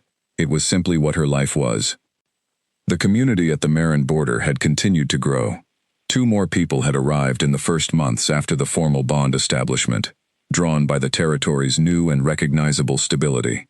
Finn had taken on a formal tracking role that extended to mapping the wider in-between territories with an accuracy that was becoming a resource for multiple packs. Nell had begun a formal record of the plant knowledge she and Claire had developed, which Clement had requested a copy of because it was, he said without any excess of emotion, genuinely significant. Her father visited in late summer. He had never, to her knowledge, left the Ashvale territory in his entire adult life. He arrived at the Marin border community without announcement, having apparently arranged the journey with Finn's message route without telling her, and he was sitting in the sanctuary's outer clearing when she arrived from the Citadel for her regular monthly visit. She stopped when she saw him. He looked exactly like himself, which was to say, he looked exactly like the man who had packed the canvas bag and walked her to the eastern fence in the dark, and looked at her the way parents look at children they are letting go, which is different from any other kind of looking. She went to him. He stood up from the log he had been sitting on, and she walked into his arms the way she had walked into them after the ceremony, except that this time, neither of them came apart. They simply stood together for a moment, quietly, and then he held her at arm's length and looked at her face, and nodded, the nod of someone who has seen what he came to see. "You found the space," he said. "I did," she said. "It fits," he said. "It does." He stayed for 2 weeks. He walked every inch of the Marin border territory with the eyes of a man who had spent his life reading land, who had tended and understood soil and growth and the patient long-term health of ground better than almost anyone she knew. On the 3rd day, he found the old sanctuary and stood in front of the wall markings for a long time. "I know this pattern," he said. She looked at him. "You have seen it before?" "In my grandmother's house," he said. "There was a mark on the foundation stone of her hearth." She would never say what it was. She said it was very old, and it was ours, and that was all we needed to know. He was quiet for a moment. "I always wondered." She thought of Marin's voice telling her that records had been altered, and lineages erased, and people positioned as unremarkable, so that what they carried would not be acknowledged.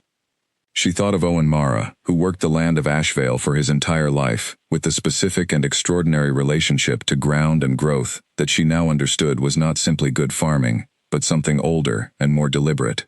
She thought of the mark on the foundation stone of a grandmother's hearth. "I will tell you everything I know," she said. She told him, over the following days, everything she had learned, and he listened with the same quality of attention she had always admired in him, the attention of a man who does not speak much, because he is always genuinely listening. When she finished, he was quiet for a long time. Then he said, with the simple directness that was his characteristic mode, "That explains quite a bit." She laughed. It was a genuine laugh, the kind that comes up from somewhere below the chest, and he looked at her with an expression that was very close to delight, because it was a sound he had not heard from her since she was very young, and it suited her. She brought him to the Citadel for the last 3 days of his visit. Darian met him with genuine respect, not the formal respect of a political gesture, but the actual respect of a person who has been told a great deal about someone and finds them entirely worth the telling. Owen met Darian with the particular assessment of a father who has watched his daughter be hurt by someone underqualified for her trust, and is now taking careful measure of who stands before him. On the 2nd day, Darian and Owen walked together in the Citadel's garden for an hour. Celine did not ask what they discussed. Owen told her later that evening, without being asked, in the way of someone who thought the information was relevant to her and therefore worth providing.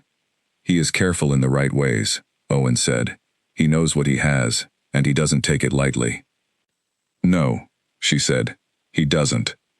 Owen looked at his daughter. "Are you going to say yes when he asks you?" She met her father's eyes. "Yes," she said, "I am." He nodded, once, and went back to the book Perry had lent him, and that was that. The asking came 6 weeks after Owen returned to Ashvale.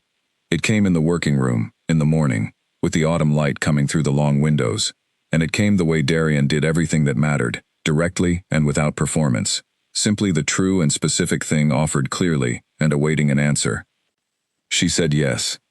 What followed the yes was not the conclusion of a story, but the beginning of a different chapter in an ongoing one, which is how it always is with the real things. There were practical considerations and political implications, and a ceremony that was genuinely significant rather than merely large. And there was the ongoing work, the bonds and the records and the teaching, and the management of a territory that she had helped bring back from the edge of serious damage, and was now helping to build into something better than it had been before.